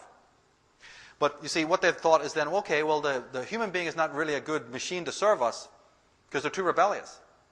But we really prefer machines. But I guess what we can do is we can reduce the human being to the level of the machine. And then we win both ways across. And that's what they've been doing. But now, the game might change. I'm not saying I'm totally bought into this yet, but it's a very interesting theory. And by goodness, you only have to look around. It looks like it could be very much on its way. Would we buy into that? See, if we're not healthily dealing with our emotions, even we could get to the point where we dislike our emotions and want to tranquilize those. We might buy into something like that. Ludwig Feuerbach, the German philosopher, said that the present age prefers the sign to the thing signified, the copy to the original, presentation to reality, the appearance to the essence, illusion only as sacred, truth profane. Lewis Mumford, the sociologist, said that by his very success in inventing labor-saving devices, modern man has manufactured an abyss of boredom that only the privileged classes in earlier civilizations have ever fathomed. Theodore Roszak said that the whole force of urban industrialism upon our tastes is to convince us that artificiality is not only inevitable, but better. Well, if you won't be a whole person and a whole self, then don't blame history for moving in this direction. Dr. Michael Elner, a hypnotist, said, just look at us. Everything is backwards. Everything is upside down. Doctors destroy health. Lawyers destroy justice. Universities destroy knowledge. Governments destroy freedom. The major media destroys information. And religion destroys spirituality.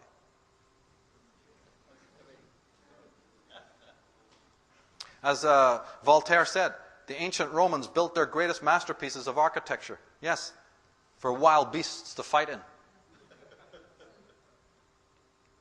So this action of Shiva, or Pluto, is what the Hopis describe as Koyanets Katsi. Fake life. Imbalanced life that calls for another way of being. It's a divestiture. What the alchemists call calcinatio, dissolution. It's a different kind of action than probably what we're used to. Until we get savvy about it and understand its nature. But one thing also to understand is this. That Pluto is on its way. Period. You can't stop the action of nature. Because, as I said, Pluto represents nature's hygienist, a psychic surgeon, come here to test our immunity. So the only trick is that you go with it. It's here to bring about a chemical divorce. It's here to understand if we have grasped this law of deconstruction. So you can either go through it willfully, or, as the tarot beautifully describes, it will occur in a more violent way. So you do get a choice.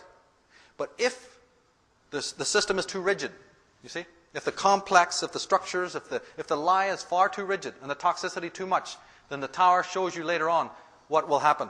And ladies and gentlemen, if you're into the realm of symbolism and metaphor, you will realize that America has already had its warning. But if you have no symbolic literacy, then you don't see it.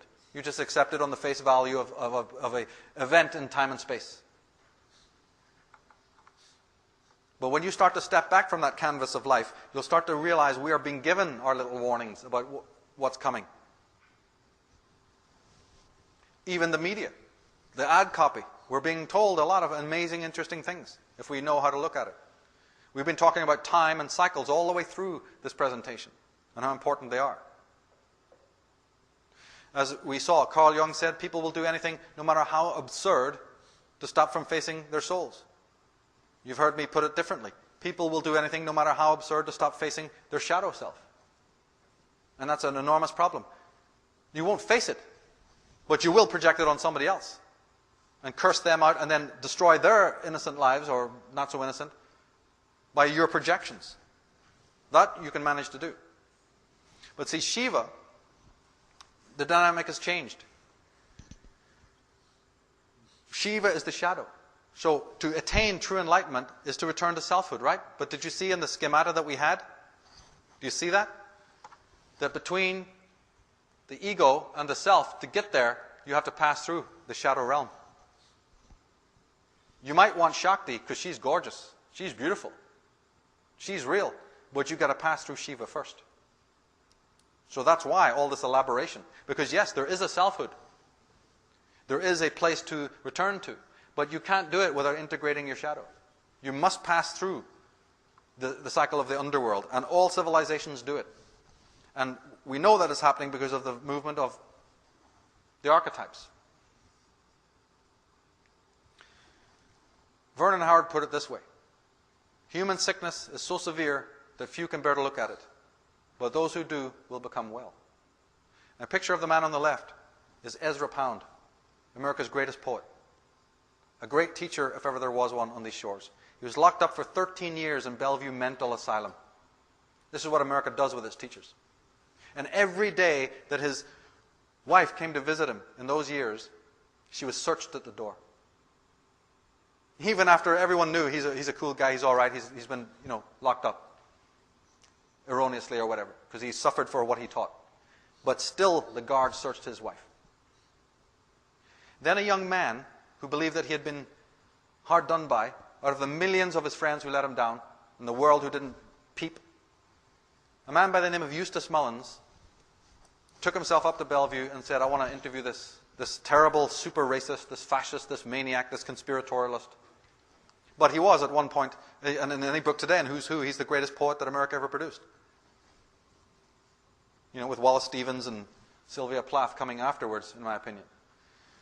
So Eustace Mullins goes up there, and Ezra basically just pulls out a dollar bill and goes, get your ass back down to that Library of Congress where you work and research this dollar bill until you know the meaning of all the symbols on it. Take it easy. Eustace Mullins did exactly as he was told and started to find out what the raving lunatic Ezra Pound had been saying, and then wrote many volumes, which I hope that American people are very familiar with. Why am I saying this? Is because we have to have some relief to ourselves. We must give ourselves a little bit of credit. The things that we're discovering and studying in the conspiratorial movement is very, very recent. This is what I'm talking about is just after the Second World War. And then Mullins starting to write, his books up through the 60s, 70s, and 80s, and then you've had a few others. See, in England and Europe, we've had a few other authors, like the Nesta Websters, going a little bit back, and so on. But in an American context, the fact that we, as ordinary people, even have an Alex Jones, or anyone, is a miracle to me. It is brilliant. So when you're getting pessimistic and you're seeing and fatalistic, you see, and horrified, for a moment think that it's extremely recent times that we've even had the privilege of discovering this. I can even probably date, I would really say from the time of Eustace Mullins, it dates. Because he's the one who named the names. It's not that people didn't talk about conspiracy before that, but they were maybe politicians who maybe mentioned it once or twice on the House of the Congress or something like that. But a man who sat down and named names and drew pictures and showed you the symbolism, that is a very recent phenomenon. And it was inspired by this man, this great being, who suffered so immeasurably they destroyed his life. after 13 years in that place. And the message is this, that the mass opposition to these tyrants is relatively recent phenomenon, historically speaking. What we're doing is it's like a tyrant, like you can imagine the tyrant is the tiger hiding in the long grass. We are slowly burning down the camouflage bit by bit, but this requires the hunter's instinct and the hunter's patience. So I don't want anybody else, I don't care what you're watching on that horror device, courtesy of the Queen, and the tremors of pain and suffering and showing you. Absolutely do not get pessimistic at all, because we are doing wonderful. The opposition has never been before. There has never been in history a true opposition to the forces that we're now discovering. Our forefathers died in factories and mines and barely lived to 25 years of age. They had no newspapers, no internet, no nothing. We have all of these things, and we have now begun to have a glimpse into the hidden establishment that's been preying over the human race for aeons of time. And this is what we need to stay focused on. The spirit of rebellion is on its way. If it's in you already, fantastic. If you have that plutonic, uranian, Aquarian energy, brilliant. It will be operating in the world, strengthening the psychic emotional immunity. It means that we have to fall in love with the word no. That simple two-letter word would mean so much in the body politic, in society, and in our slaveries that we involve ourselves in every day, that we allow. Remember I told you it's not about have I been sold a lie, it's have I bought one? When you understand that dynamic, then you're saying no to all tyranny, no matter where it comes from. Vernon Howard said also, we can accept that God becomes man to save man, but we can never seem to accept man becoming God to save himself. And I'll leave you with this from the Hopi elders. All that we do now must be done in a sacred manner and in celebration, because we are the ones we have been waiting for. Thank you very much. So let's take a few questions if we can. Thank you. Thank you. Go ahead, sir.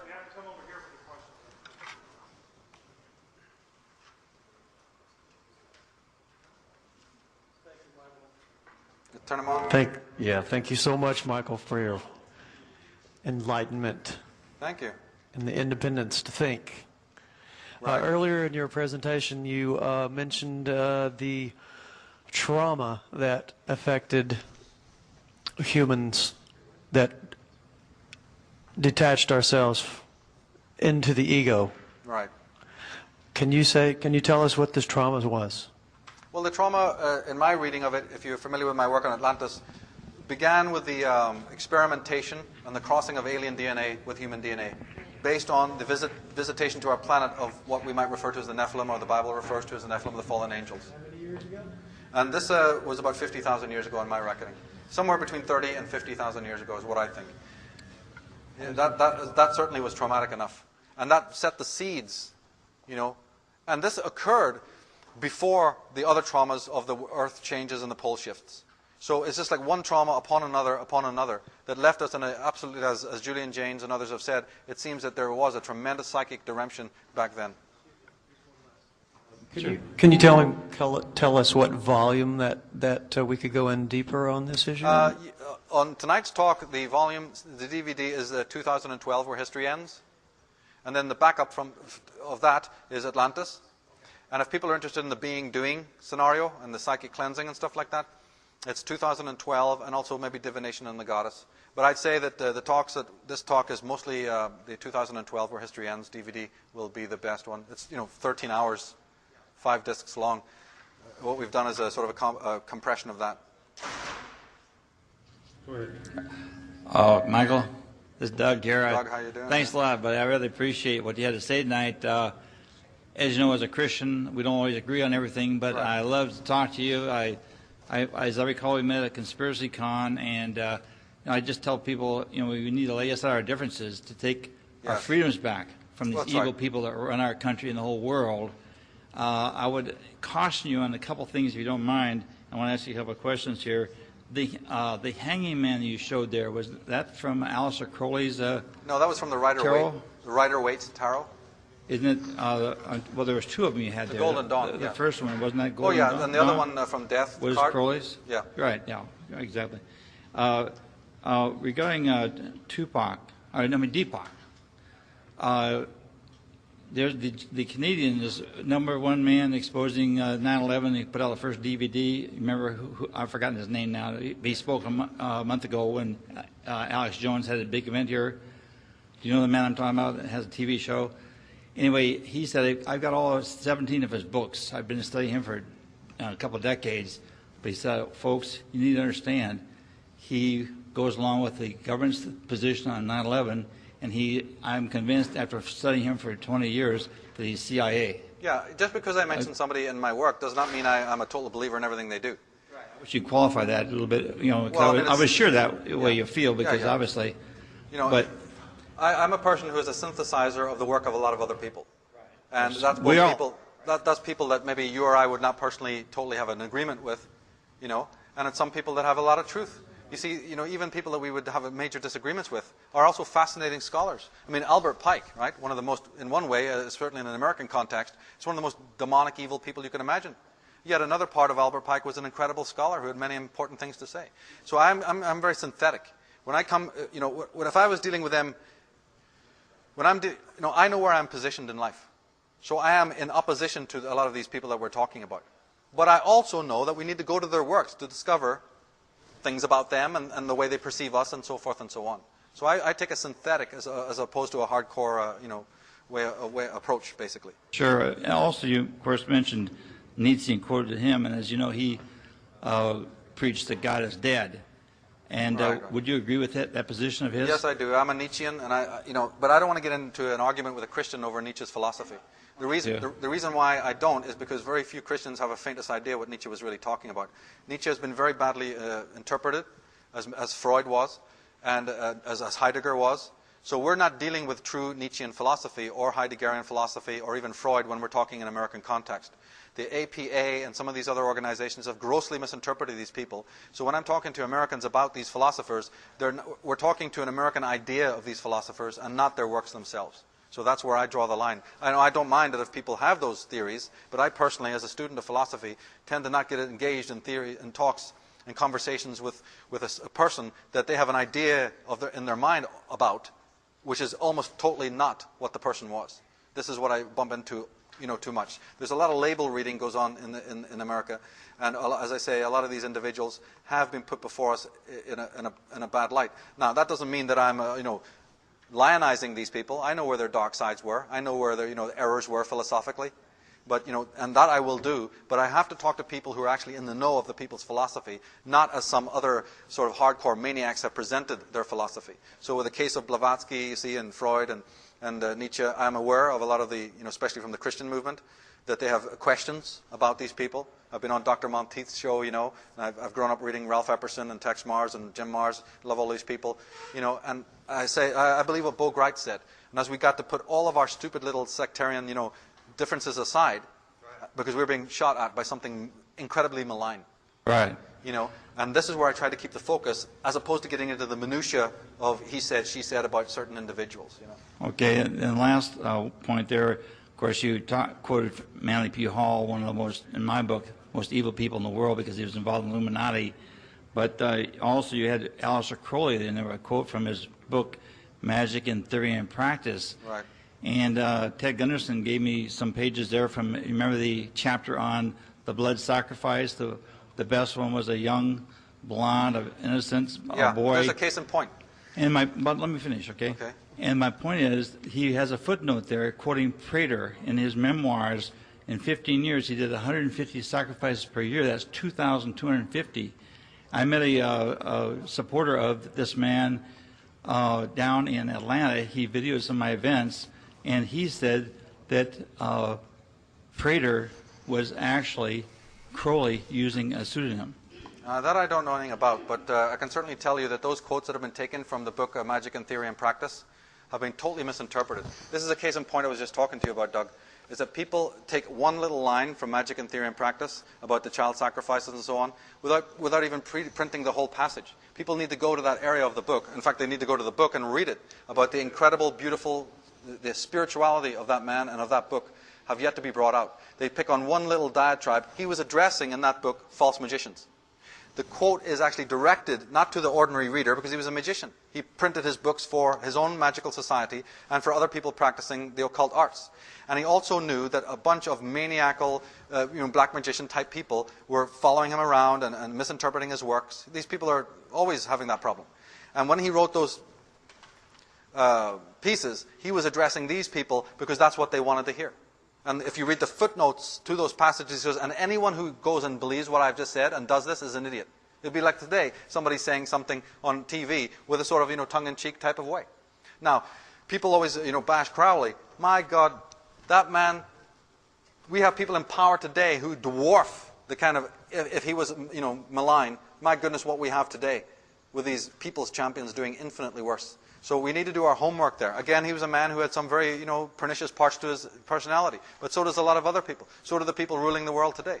Did you know that he stood up against Zionism? Do you know that he also pointed out the child sacrifices that have been happening down through the centuries of the world?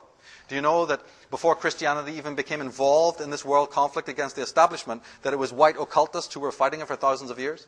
Christianity is a very recent camp on the valley of the army, right?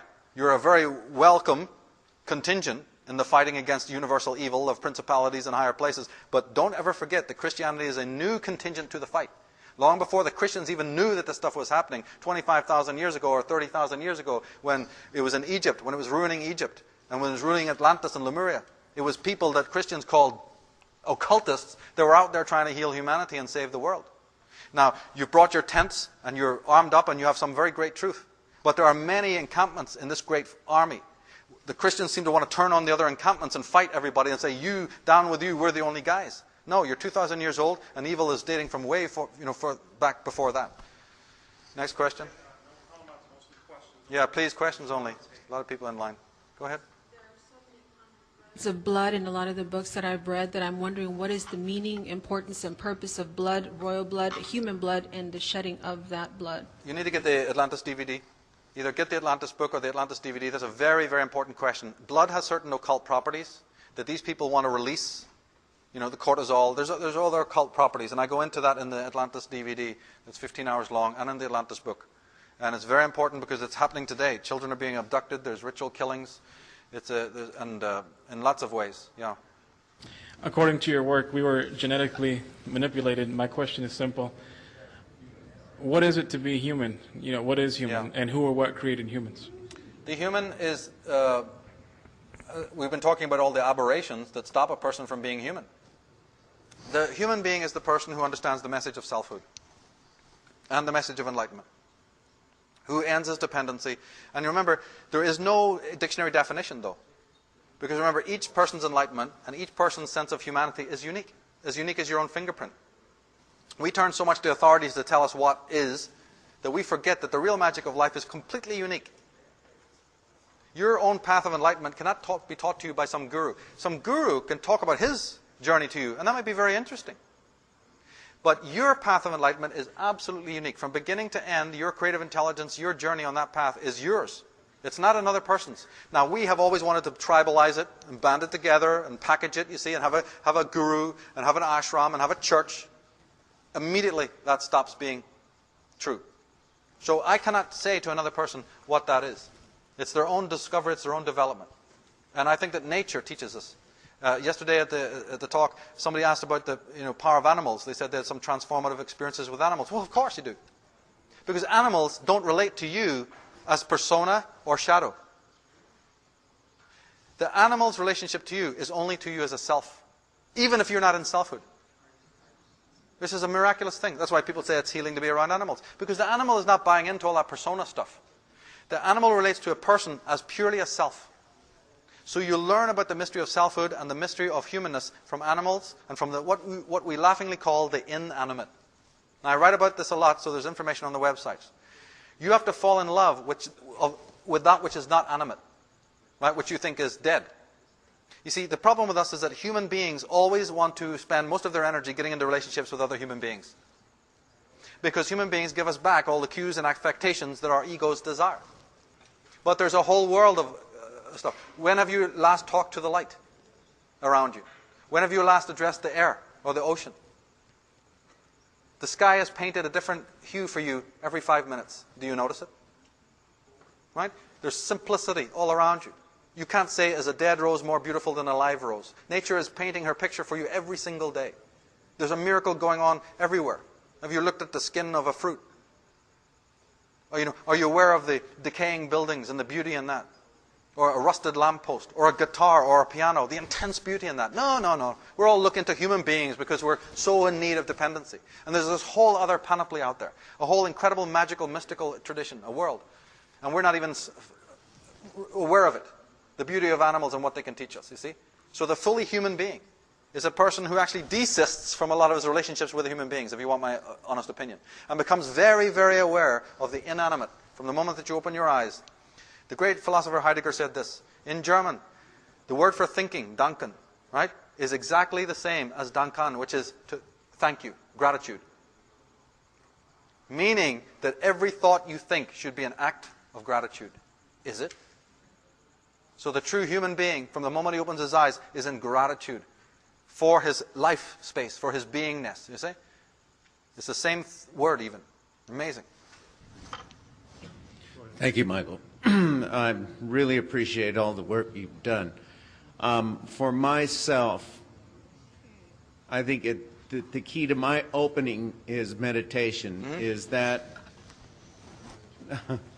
God, I don't even know, that's just what it feels to me. Is that something that everyone should practice? No, I don't want to hear about everyone. All I want to hear is that you know. Now, see, the key, in that sentence, the key one was yours. You said, my. That's it. Leave it right there. Anybody else, it's contamination. In fact, there's a whole theory of prayer. We don't have time to get into it now. That ties into all of this. There's a whole mystical tradition in the meanness of it all. We're always being displaced from the center of selfhood. Go ahead. On the George Norrie Coast to Coast AM show in May of 2005, you predicted that Bush wasn't going to complete his second term and that Hillary Clinton would be president in 2008 to bring in the new age. Right. Do you still support that? Well, I offered that as a theory. As a synthesist, as somebody who's looking at all the different things, that theory has actually been out there before I concocted it. It was in the research community, and I think it has a lot of importance because, you see, ritual death and sacrifice is a very key part of all of this. And I do, in fact, I even wrote an open letter to Jeff Rentz recently. You see, the horrors that have been perpetrated in 9/11 and the attack have been almost by design. It's almost like there's been a flagrant avoidance of international law to the point where it's almost like they're waiting for a certain kind of reaction from us. It's almost like they want us to turn on Bush so that he can be sacrificed. Sacrifice doesn't mean physical death, but it will be, for a man like him, it would be political death. Because then what would happen, there would be a vote of no confidence in government. For the first time in American history. This has happened a lot in Europe. But here it would be a vote of no confidence. Because, what would happen if another atrocity was to happen? Or even that we, as a research community, start to really find out, and the world starts to get it, that this Bush is totally complicit, and it was an inside job. My goodness, if you watch half the videos we have produced and the DVDs, it's a no-brainer.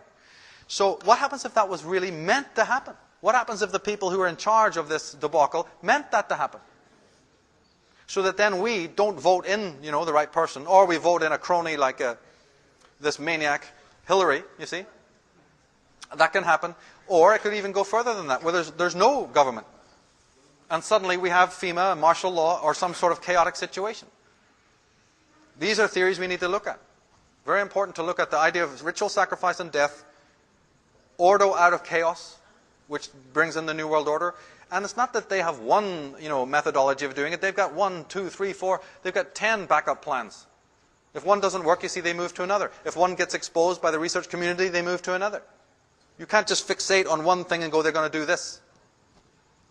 But believe me, they are sacrificing. You can forget about sacrificing Bush. They're sacrificing the whole world. They're massacring and murdering children. Enough sacrifices going on in the world. You see? As long as they're on track to the goal of what we've been talking about, the abolition of a man's sovereignty, the removal of his emotional complex, with his own help, because he's sick of his own emotions, the move towards the New World Order, as long as they're on track to those things, they don't really mind, this and that, as long as they stay on the path. And if something goes awry, then they change the wheel, or they change strategy, or they duck and dive. But now they realize that they're being watched by a lot of different agencies, so they're very cunning. And I'm thinking then, if you know you're being watched that much, then why would you go to the exaggerated, the gratuitous length of letting everybody know really, who's got a brain, that this stuff was orchestrated? I'm concerned about that, that's all. One last question. Can you give us contact info for people on this? Yeah, anyone, just go to michaeltsarian.com. And that's a navigation page to the rest of my website material. It's Tsarion is spelled with Tsarion. michaeltsarian.com, and all the other information, all the websites, information, DVDs. If you want the DVDs and merchandise, then it's origins and oracles.com.